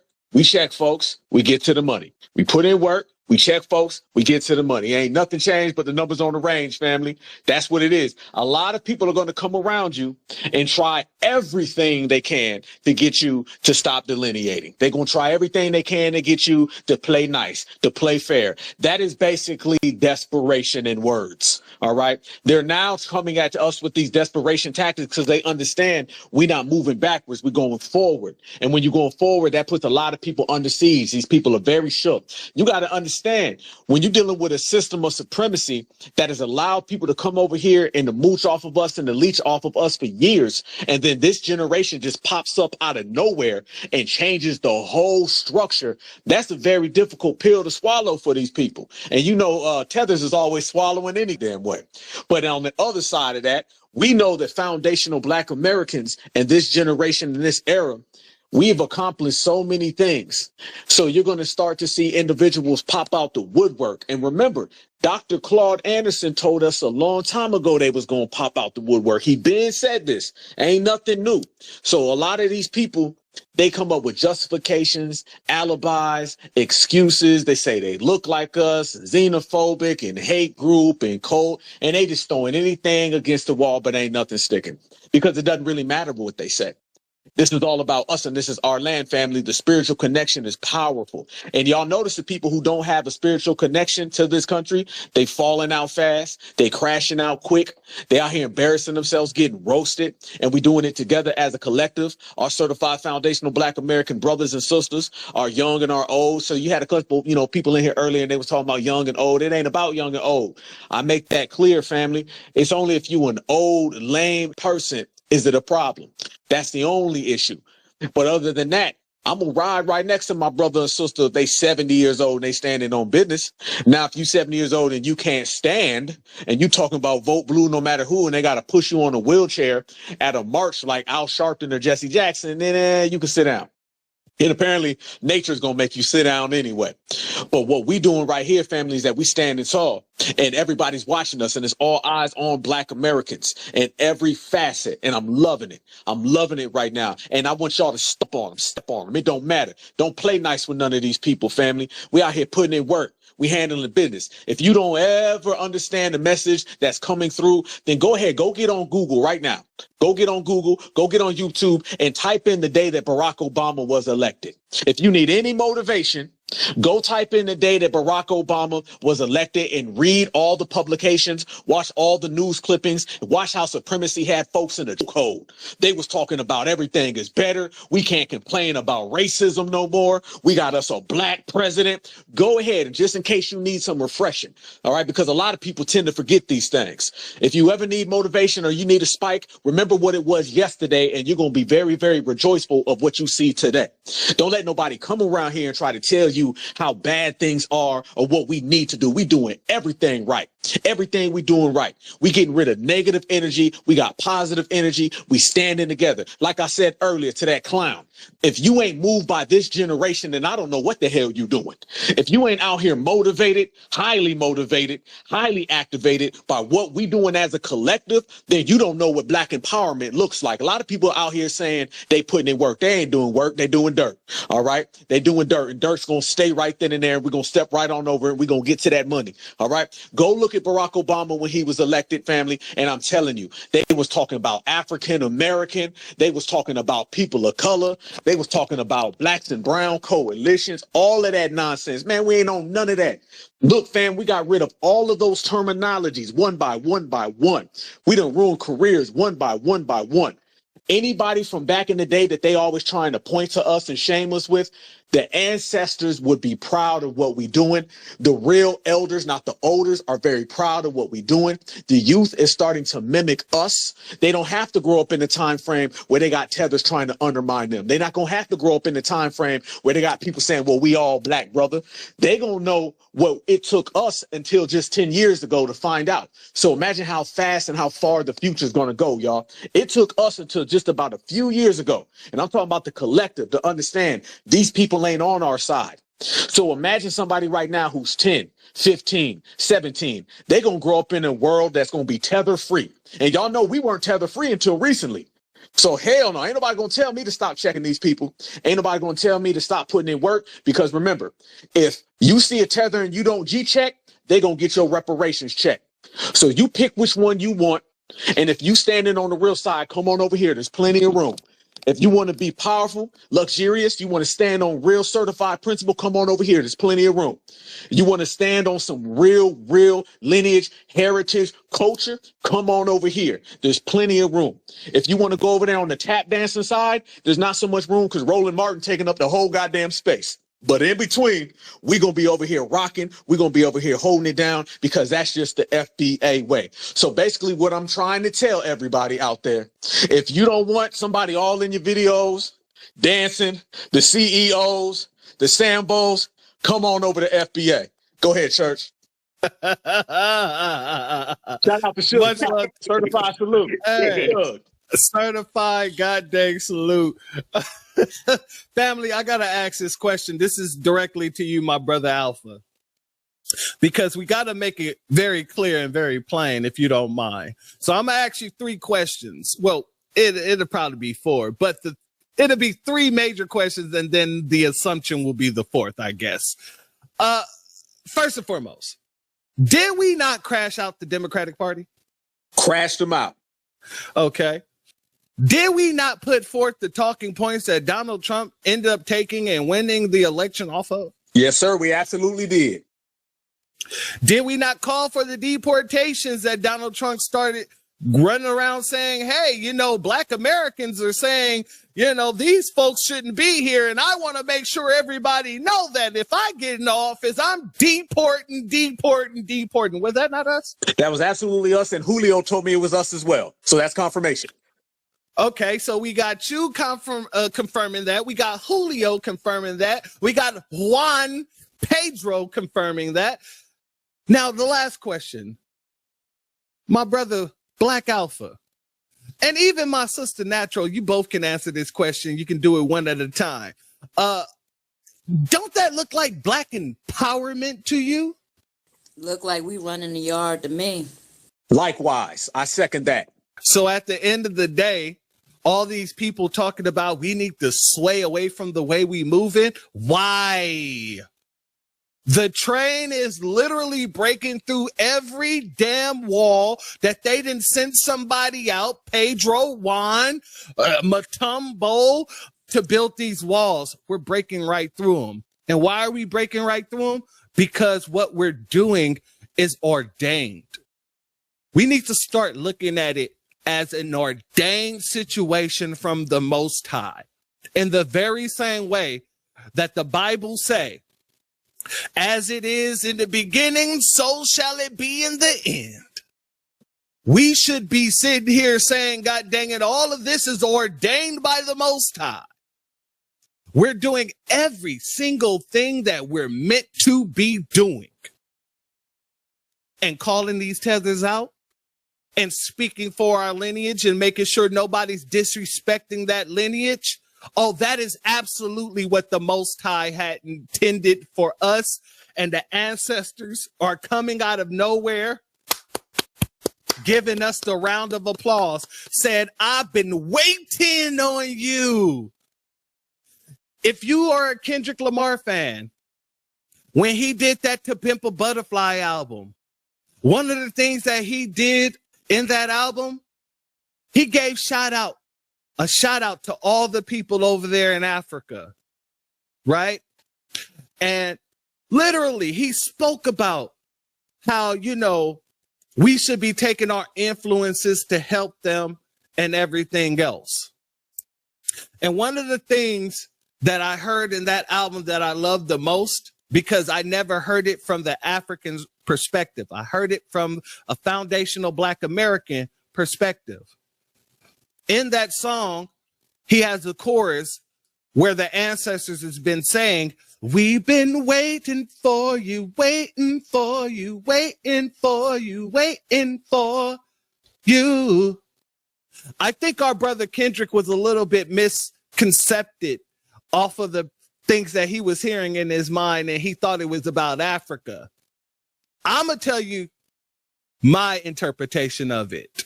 Everything that we've been saying and everything that we've been doing, our ancestors have been waiting on us.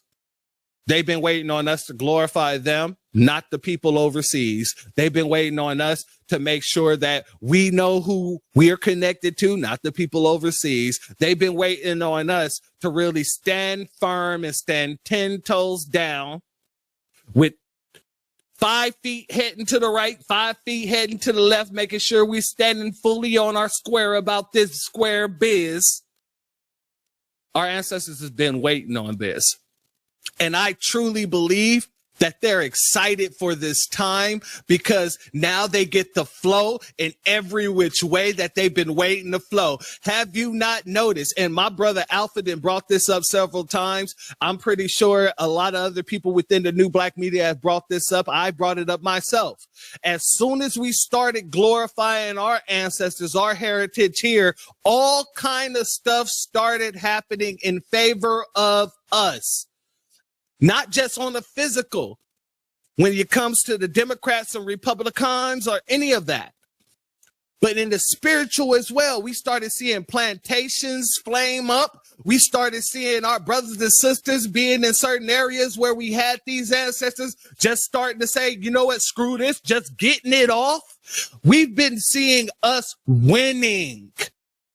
Nobody else outside of foundational Black Americans can look at what we've been doing and saying it's winning. They're saying that it's vulgar. It's saying that, oh, it doesn't have to happen this way. Why do you have to hurt somebody for calling you the N-word? No, we've been actually winning.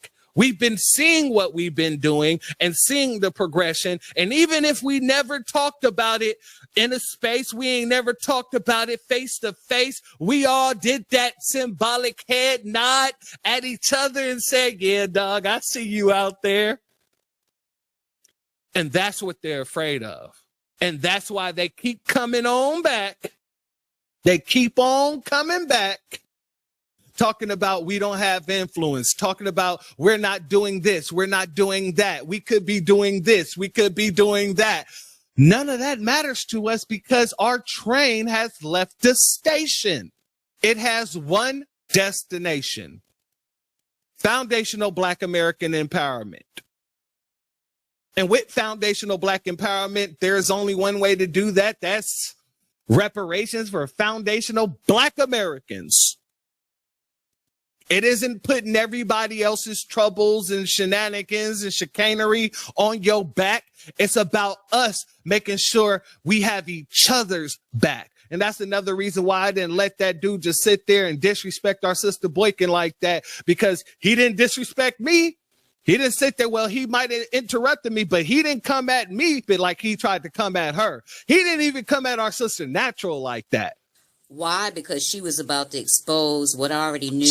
Exactly. And that's why that's when he got triggered. You're absolutely right, my sister. And this is what not just myself, but clearly my sister saw. And I'm pretty sure each and every one of you that was sitting here listening saw. This is why I'm such an advocate. Let them talk. Talk. Let me ask you questions. Okay. That question don't line up with the next question, but let me ask you the next question, because I guarantee you, you're going to be contradicting yourself each time I ask you a question, because each answer will contradict the last. And that's exactly what that dude did. He did not like that he was being called out by our sister Boycott, like my sister Natural said, because of the fact he already knew she was about to expose him. What ends up happening is we're moving in a frequency that these people will never understand, because they don't even understand half the parts of frequency. So I got to give a shout out to each and every one of you, like I said, because especially our two sisters, Natural and our sister Boykin, because we already knew where this was going. My sister Natural made sure it would get there, and Boykin said, you know what, it's time to go there. So much love to the both of you. And like I said, my brother Alpha, each and every single thing that they're doing and saying, it's contradictory to what Black empowerment is looking like as of right now, because we're running the show. My brother, it's back on you. By the way, family, I got two things I want to throw in there. First off, you call that man Pepe Le Pew. Damn, brother. Oh, brother. Terrible, terrible. I'm going to be honest with you, my brother. I'm glad my sister Boykin was up here because I don't speak French. I didn't know it was a French name. But then she got him so riled up that Pepe Le Pew came right the hell out, didn't it? God damn, boy. Accent came out thick too. Now, let me say this. The reason why he ain't saying nothing to Natural, because Natural be having these damn tethers terrified.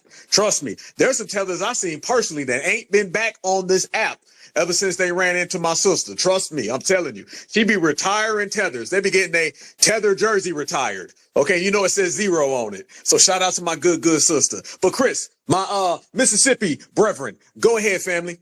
No, I was gonna say that I'm most definitely not egotistical. Most definitely not. It's like I would go to CARICOM and speak on behalf of them and say that they deserve a reparation from England and that they did wrong with them too. The same way how they should be advocating for us, as the gentleman stated earlier. They should be doing the same. Not jealous at all. But anybody else, that's all I want to say. That's what it's all about. And that's why they get no love. Because at the end of the day, we made it clear. Beyond all the things that we've done for these people, beyond all the things and the work that we put in for everybody, that's one thing. Foundational Black Americans, we very simple people. They could have came over here with some peace and some love and some grace and been simple with it, but they decided to go down the path of being a supremacy minion, a supremacy puppet, to undermine us and disrespect us. They brought all that anti-Black American hatred with them from their homeland, and they thought that they was going to institute that in our homeland. See, we were always of the element of, we want y'all to get what's yours. We want y'all to get rid of the colonizer. We want y'all to take the minerals and the resources that you're standing on and put them into your own community. But y'all didn't want to do that. Y'all wanted to take those minerals and resources and fight each other over it on who's going to give it to mommy and daddy first. They always choose the path of supremacy, and they always choose the path of hating on us. We always had an open hand relationship where we like, hey, I'm gonna shake your hand, you shake my hand, cool. We ain't got to be friends, we ain't got to be buddies, we ain't got to hang out, we ain't got to be all Black brother, but what we can be are people who's all against the system of supremacy. You cannot go against people who want to be a part of supremacy when you're trying to bring down the system of supremacy. And unfortunately, a lot of people in the past were misguided and undecided, and they found that out the hard way. Again, we have the advantation of all the technology that we have today, so we're able to make things happen, and that's exactly what we're doing. So shout out to all of my brothers and sisters who are standing on lineage business, and if you are a writer out there in the diaspora, shout out to you. Now, are we one big brother? Hell no. Are we compadres? Hell no. Allies? Hell no. But it ain't got to be none of that. You handle your block, I'm gonna handle my block, and that'll be that. That's all it is. We ain't got no friends. We only got interest, fam. And we ain't got no friends. We only got family. And family is not anybody with melanin. Family is not anybody who came from Africa, Jamaica, or Haiti. Our family's right here. And when you got us right here, you don't need nobody. So just let it be known. We're not looking for a buddy or a pal. We're not looking for assistance. We ain't even looking at you. You handle your business wherever the hell you are. We handle our business, which is going to be right here. Or if we take our business international, because whether people know it or not, you do have Black Americans who are out here getting that global money, trust and believe. And we're going to take care of our business the FBA way. And Foundational Black Americans is going to stand on that square. Go ahead. But I wanted to say this real quick, family, because you bring up a lot of great points. You bring up a lot of great points. And here's the thing. I got to give a shout out to Chris, too, because in 2014, I've been talking about reparations since 2008. since Obama got into office. When I saw Obama talking about he wasn't giving reparations, all right, that's not how America works. No, America works when we are all working together to pull each other up and all this other nonsense. When I heard all that, I lost faith in all of the Democrats. Okay. And so what ended up happening was I didn't vote for Obama again. That's just what it was. You dig me? I couldn't in good conscience vote for Obama again, but that did not take me away from me being at the time a Pan-Africanist.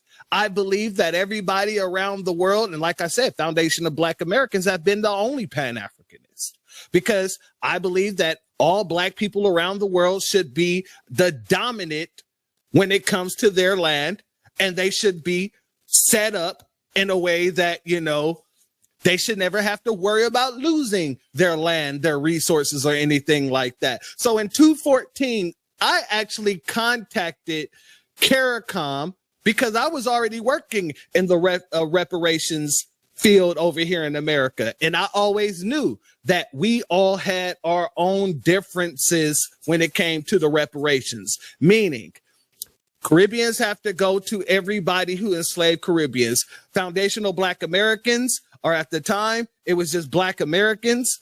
I knew that America owes us. No African could come here. No Caribbean can come here and try to claim our stuff. So what I ended up doing in 2014 is trying to run over to CARICOM and saying, hey, I'm an activist within the Foundational Black American community. At the time, I was saying Black American. And I explained to them, I would love to offer my services in order to help you guys gain reparations in the very same way that I'm fighting for reparations for Foundational Black Americans. I was told we do not need Americans' help. After that, I never called them. I never emailed them. I never tried to move into their spaces to talk about CARICOM or anything like that. Because what I was doing was trying to be a Pan-Africanist, and I was shown full-fledged that there was no Pan-Africanism. Because in the very same way that they told me that they didn't want my help, they didn't offer their help either for our reparations. And they continue to be the only people to literally, when there's a bunch of Nabiscos in a room, you got Caribbeans, you got Africans. These are the people that they're using and pushing to the forefront to say, hey, we don't need reparations. But they're not doing it when it comes to CARICOM. They're not doing it when it comes to AFRICON. Hell, they have to start a whole goddamn African Union to try to steal our reparations from over here. So I don't want anybody to feel any type of way or feel any reservations about being a person who wanted everybody to succeed. I still want everybody to succeed. But the difference is, this day and age, we can either want everybody to succeed to our own detriment, or we're going to call it out for what the hell it is and say, hell the hell no. Hell to the no. We're not about to be here trying to support everybody else's plight everywhere else in the world. But they can't even respect our plight here to a country in which they chose to immigrate to, and they knew what was going on before they chose to immigrate to. My brother Alpha, it's back on you. Brother, let me go ahead and say this. And you said some great things. Chris, you made a good point. People have to understand is that nationality, lineage, and heritage is only confusing when it comes to us. The whole damn world knows exactly what nationality is.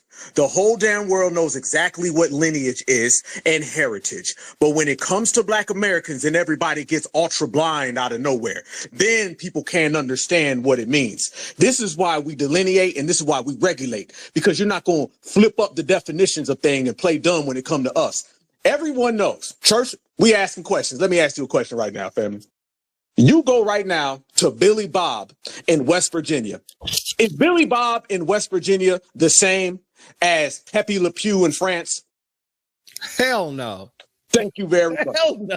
Thank you very much. You go to a tobacco chewing, two-stepping, line dancing hillbilly redneck in Tennessee, and then you try to tell him that he's the same as somebody in Manchester, England, they gonna say, no, the hell we not. Only thing they have in common is that they are both white. That's the only thing in common. But they're gonna let it be known that nationality and lineage is different, and they come from different backgrounds. Hell, white people in the South don't view themselves the same as white people in the North. Do you know all the things that white Southerners say about white Northerners? I got Brooklyn in the building. I see my brother Sage. I see my brother Willie Dynamite in the building. New York is up in here. Y'all know damn well New Yorkers, and I'm talking about white folks. I ain't talking about black folks, because a lot of these black folks, they be trying to have these North-South debates, and it really be white people's problem that black folks start to adopt. We don't do North and South, because there'd be a lot of that going on this app, Sage. You know what I'm talking about. There'd be a lot of people out here trying to get a little North-South division. That's not our problem, all right? White folks been having that battle way the hell back since the Civil War. I'd be damned if black folks gonna start wearing that jacket. That is not us, all right? If you want some, the South is better than the North is better than the South, the East is better than the West. We don't do none of that. We all together. That's how we rock. It's the white man who always had the Southern Northerner battle. Hell, they fought a whole war over it.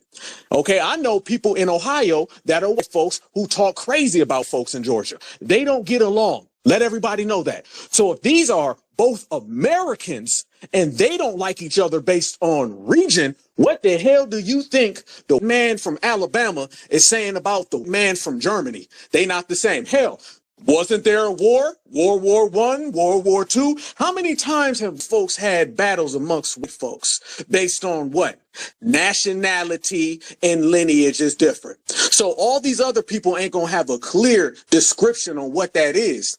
But then when it comes to us, they want to combine it and tell us lineage out the window, heritage out the window, nationality out the window. Somebody can just come over here and skip over all of that and just say, I got black melanated skin, I'm required to get your policies. That is not how it works for anybody else. That is not how it will go down with us. Speaking of that, how about some of these people from South America? Go call a Puerto Rican a Mexican and see what happens. I was actually down in Mexico on Cinco de Mayo a few years ago, and a Puerto Rican came out and he was sending out a whole bar full of Mexicans. Y'all know what the Mexicans want to do.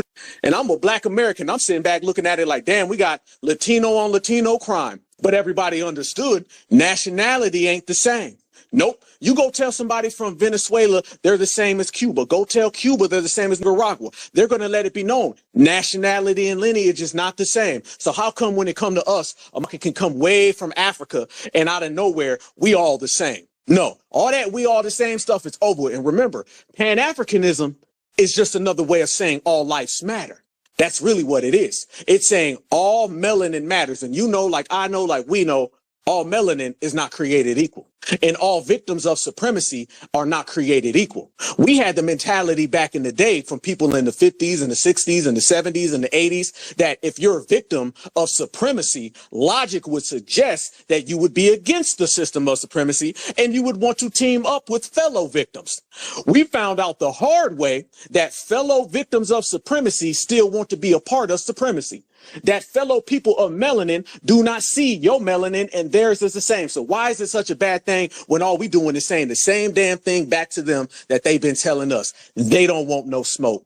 Black Alpha is number one. They know what it is. And we say the real deal. Matter of fact, since we going down and putting everybody's dirty diaspora laundry out there on the table, how about this? Over in Africa right now, they have the biggest immigration crisis in the world. Do y'all know the immigration crisis that was going on in America is not the biggest immigration crisis on the planet? The biggest immigration crisis right now is in Africa. And I'm not talking about Africans who are fleeing from Africa. I'm talking about Africans who are fleeing from country to country inside of Africa. And they out there unaliving each other over it. So unaliving each other over immigration, tribal differences, different nationality, different lineage, different heritage, then what the hell do you think that you are able to get my reparations for? No. That's why when we say foundational black Americans, that's exactly what we mean. When we say policies got to be directed on a lineage status. And the reason why they've been trying to make these policies race-based because they know that it gets shot down. Remember, They will make a bill to destroy a bill just to say they tried the bill. This is why they're so hell-bent on making reparations all about anybody with melanin. Because one, they know that'll get knocked down because you can't do that. And then two, they understand that these people don't even want reparations in their homeland. How you ain't never fought all your colonizers, but yet you want to come over here and get reparations from a colonizer that didn't even colonize you? Everything about that is as backwards, and we putting an end to it. You ain't going down that line with us. You ain't gonna play that game with us. Ain't gonna be no nationality don't exist, no lineage don't exist, and we all got to be one big Negro. Hell no, because one big Negro gets all of them other people who are anti-us our reparations money. Remember this. Anti-blackness is something that typically people do. Anti-Black American hatred is something that even other melanated people do against us. So if heritage ain't the same, lineage ain't the same, culture ain't the same, nationality ain't the same, tribe ain't the same, and even hatred ain't the same, then that means they ain't like us. I have exorcised the demons. Go ahead, my brother Sage, if you on stage, brother.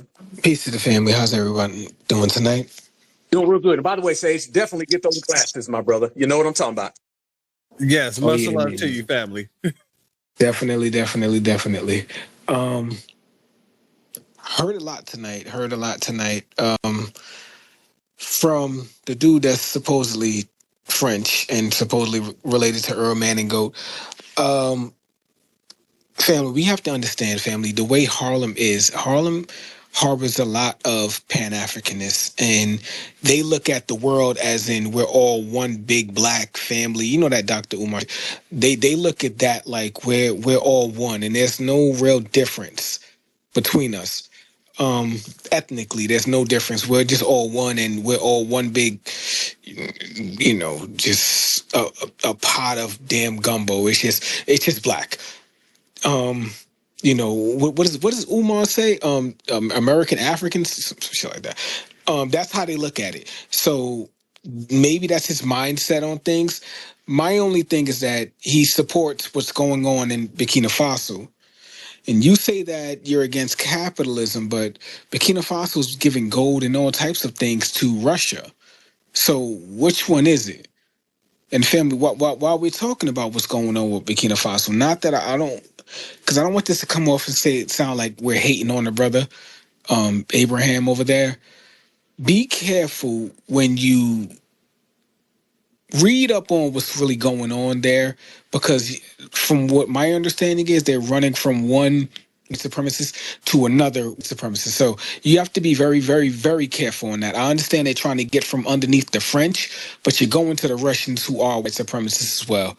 So again, family, before you start waving your damn pom-poms on that, and I'm talking specifically to that brother because he had a lot of stuff on his page about Burkina Faso and what was going on, and it's somewhat respectable, but again, I think 30 years from now we'll have a different view on what happened today in Burkina Faso. As far as again, a lot of us are, I wouldn't say myself, but a lot of us are recovering Pan-Africanists. So I it's not that like my brother Church said, I don't want to see black people that's not foundational lose, but your fight necessarily isn't really my fight. When CARICOM, well, I guess they're still fighting for reparations, they didn't include us. And it seems that our reparations fight is getting way more traction. It's becoming more big and more powerful than anything that they have coming out of the Caribbean. And again, that's not my fight. I'm not here to fight for them. They can fight for their own selves, whatever the case is. I'm not here to even tell them what's right or what's wrong. But the one thing that and I think we've laid this out 50,000 times, what we do not like is when they come to America and tell us what we should or should not get. I went into hostile territory, specifically me, myself. I went into hostile territory here in New York, speaking with elected officials about an anti-black hate crime bill. And I didn't see a Haitian there, or I didn't see a Jamaican there, or I didn't see anyone there that is of their ilk. And my issue with that is That's going to benefit everyone across the board, unfortunately. That's going to benefit everyone. But they still won't fight to make that happen. So my thing is, again, the brother brought up 1804, and that was a noble thing, 1804. Yeah, that was a noble thing, but what have they done since 1805? What has been done from Haiti? And I'm sorry, but what has been done? In the military and actually fight for a country than a little bitch. Why don't you just do that instead of acting like a little cunt? Like, oh. Sir, have you looked at me, sir? I don't think you, sir. Hold on. What makes you think I have not spent time in the military, sir? I just removed him because that's all they okay. do. They come in here to do vampires. Just know these vampires are coming in here. I removed them. Go ahead. Shout out to you, sis. And that's another thing that Twitter Spaces have done. They make people like, well, whatever that is, like that. They give them like a battery, and I don't know what makes you think that me, my father, my brothers, everyone in my grandfather, everyone in my family has not participated in this military. You do realize before the draft was illegal, it was us that was getting drafted first before you guys ran to Canada, sir. Why do y'all come to? Yeah, I'm pretty sure everyone on this stage has a flag in their house from family members that have passed on from their military service. I can almost guarantee you. I'll tell you this, sir. I'm not sure if you're familiar with New York, sir, but Calvington, my grandmother and grandfather and several uncles are buried in Calvington. That cemetery is specifically for people that participated in our armed forces, sir. So what are you talking about, sir? Like, again, y'all just come up here just talking. We're not immigrants, sir. We're not the people that fled. We actually had to fight in every single war that this country has had, even the colonial war, sir. We fought in all of them, sir, and died. So again, I don't know what, and yeah, I don't. You need to be careful when you're throwing around with that P word, sir. Again, but maybe that's just your culture and how you guys get down. But I'm pretty sure that Taylor Swift, they have some news on Taylor Swift, dog. So you can highlight that. Anyway, back to what I was saying before I was rudely interrupted. I wanna Black, you touched upon something, and I know this is maybe not the space for it, but we'll get to that at a later date. I want to shed light and love to the brothers in the West and the South, up north here. Shit, even the brothers in Alaska. I want to spread love to that. There's been a lot of things that were said, and I do not support any division between people that share a lineage, whether you're from Seattle, New York, Florida, Texas, California. It doesn't matter. If anything goes down in California, I got you. If anything goes down in Seattle, I got you. If anything goes down in Minnesota, Texas, hell, New Mexico, and you are foundational, we got you. There is no division. There should never be any division. If people decide to move from one state to another state, there shouldn't be a fucking problem. And with that, I'm a land. Can I just say this real quick, my brother? Shout out to my brother Sage. Shout out to you, family. Because here's the thing. As somebody from California, I can tell you straight off the back, we have never looked at anybody else that's a part of our lineage in a different region as an enemy. We have never done that. We've always, like me, I grew up, my cousin, well, really, everybody from the West Coast is from the South. I was born in California. My cousin was from Shreveport, Mississippi. Excuse me, not Shreveport, excuse me, Indianola, Mississippi.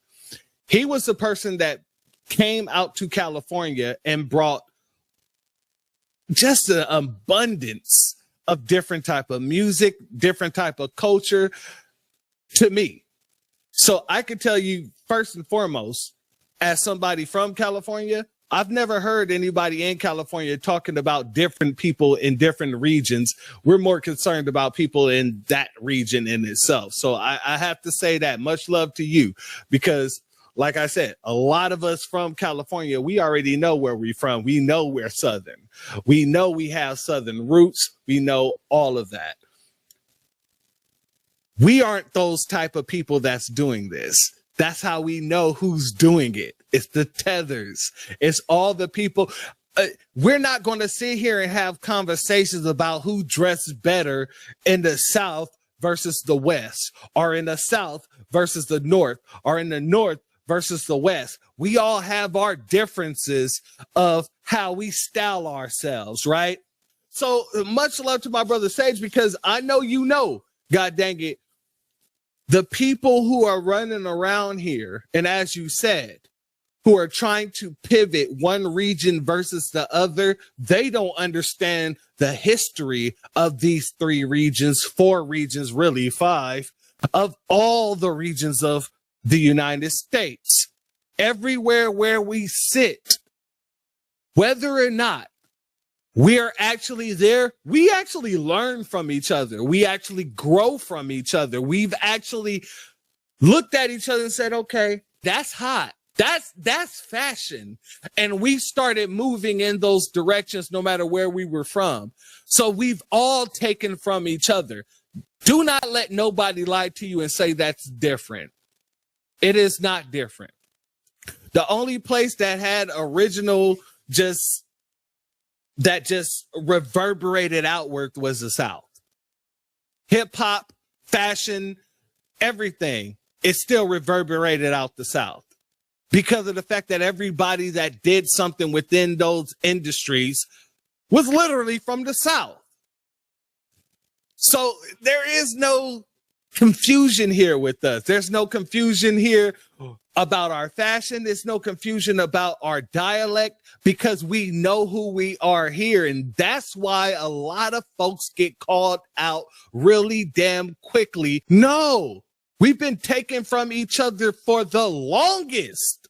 And anybody who tell you different, they're not really a part of the foundational Black American community. What they are is people who have been infiltrating, and maybe a second generational infiltrator, maybe a third generational infiltrator, but along the lines of all those infiltrators, they understand less and less and less and less. My brother Capone, go ahead. Thank you again, my brother. Thank you again. But yeah, going back to the point is, let's just look at the ratio of soldiers and the work we put in during the decades of our ancestors on this planet. And then let's take their accolades in the whole continent and do a comparison. And, you know, when you are a lineage of greatness, you are going to have individuals willing to yourself to mimic, you know, the superior situation. Even in nature, if you don't evolve, you die. You know, and a lot of people take, you know, I say the cuttlefish route, to where they change their colors. They act like the dominant one until they are the dominant one. But then when the dominant one comes around, it eats everything that's not dominant to it. So, you know, the cuttlefish approach to life is how we all have to see these situations, whoever is outside of the lineage. Because once they come in and try to co-opt, we get Pan-Africanists, we get, you know, the whole ADOS, Black Lives Matter. We see that. We got the blueprint on them now. We on ass. So now with that being said, we have to take this generation and teach them who our enemies are early, just like the white folks do. You know, the white folks let these people know who they are. They teach their kids from birth, like, look, this is your enemy and this is the goal. So our ratio of soldiers is only 40 million, 50 million, 60 million strong. You got a whole continent of individuals getting your ass whooped. I mean, to the brakes. They beating the rotors off because over there. And y'all got everything to be great. I don't know why you would want to collaborate with individuals who have the numbers and still failing. My brothers and sisters have mentioned this point over numerous times over the decades. We are the special force. We are the ones to call when work really needs to get done. And they come here leeching off this for decades, and now it's time for all that to end. And I thank my brothers and sisters in the lineage, for being vanguards on that, Black Alpha and the like. Put your kids on to the new media and the message of Dr. Claude Anderson, our Black Jesus. I got him on my wall. I pray to him before I thank God for this dollar I'm about to go get. But then again, we all live on earth and we do need it. But yes, Dr. Claude Anderson, teach your kids early. Certified salute to the ones out here, being a real vanguard for the lineage. And, we are the special force, and we don't need nobody because we are the ones they come to and really needs to be done. So with that being said, love, peace, reparations, delineations, and deportations. And I land on that. Going back down to listener. My brother, you already know I got to give you a certified B1 salute, especially for making sure everybody understand that the grandfather of delineation is still out here putting in that work. God dang it, if the grandfather of delineation is out here putting in that work, why the hell shouldn't we be out here putting in that very same work, if not times 10, if not times 20, if not times 30 or times 100? Because God damn it, Dr. Claude Anderson has been out here putting this on his back for decades. And unfortunately, a lot of us have not been listening.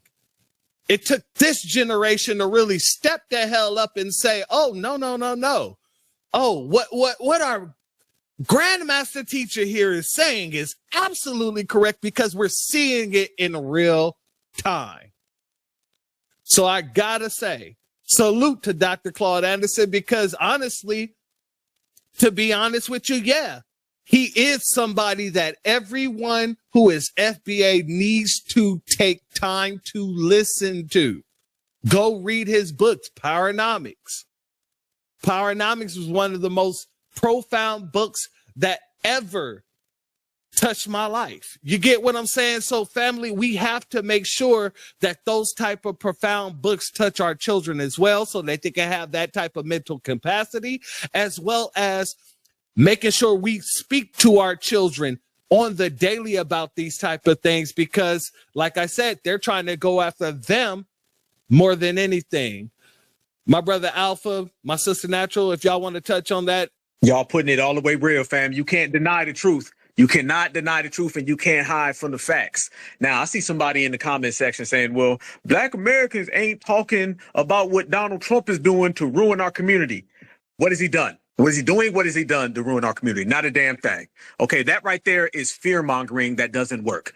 The shaming tactics don't work. The fear-mongering, the scare tactics just aren't going anywhere. What people have to understand is that we're not scared people. We're not scared. Nobody's going to run around and scare us onto a plantation and scare us to the voter booth, scare us to support someone we don't want. Tell me the thing that Donald Trump has done that has destructed the Black community. It does not exist. It's a bunch of made up things, a bunch of lies that they try to do to elevate and inflate to make us believe that we're in some type of terrible situation. But it's funny, the same people who seem to have this X-ray vision about how evil Donald Trump is, they become blind quick as hell when you start talking about the Democratic Party and all their anti-Blackness. That's the thing that they've been running with. We told everybody we're not subscribing to neither party. We are independent. Just like my sister Boycott and my brother Church just said, we sitting on that couch and we ruining political careers in the process. I tell everybody foundational Black Americans can stand on business while we sitting right there on the couch and ruining all these people. So I'm still waiting for the things that Donald Trump has done. See, what they want to do, they want to tell us that we're Trump supporters so they can kind of shame us to go be a Kamala supporter, an Obama supporter, a Joe Biden supporter. But ain't none of that working, and we didn't fall for that. And when they lose the ability to be able to bamboozle foundational Black Americans, then they lose everything that they've been working for. It is a multi-billion-dollar industry to trick Black Americans into things that we don't want to do, but they want to do to us. And now everybody who put that money forth, all those bets, everybody went bankrupt. And that's what I'm saying about this generation in this era. We making everybody go bankrupt. Them pockets is getting very, very, very empty. Them pockets are very, very, very thin. And our pockets is getting fatter, fam. We count money, and the money's only growing. So you can see the difference between the two different elements in society. You see the people who are still on that old, outdated talk, and then you see this new wave in which we have ushered in. And we've ushered it in by being on code and telling everybody, if it is not us first, then it does not exist. And nobody's going to scare us. No one's going to point the finger. You're not going to liberal conservative us. We are going to let you know that it's FBA always and forever. And if you do not like that, then you better bow down, because like my brother said, this is the new norm. We ain't hitting no U-turns. Just like I told that broke down Jesse Jackson about 30 minutes ago. We ain't running around here veering lanes and switching over. We found our lane that works for us, and it's delineation, regulation, separation, and you get your reparations.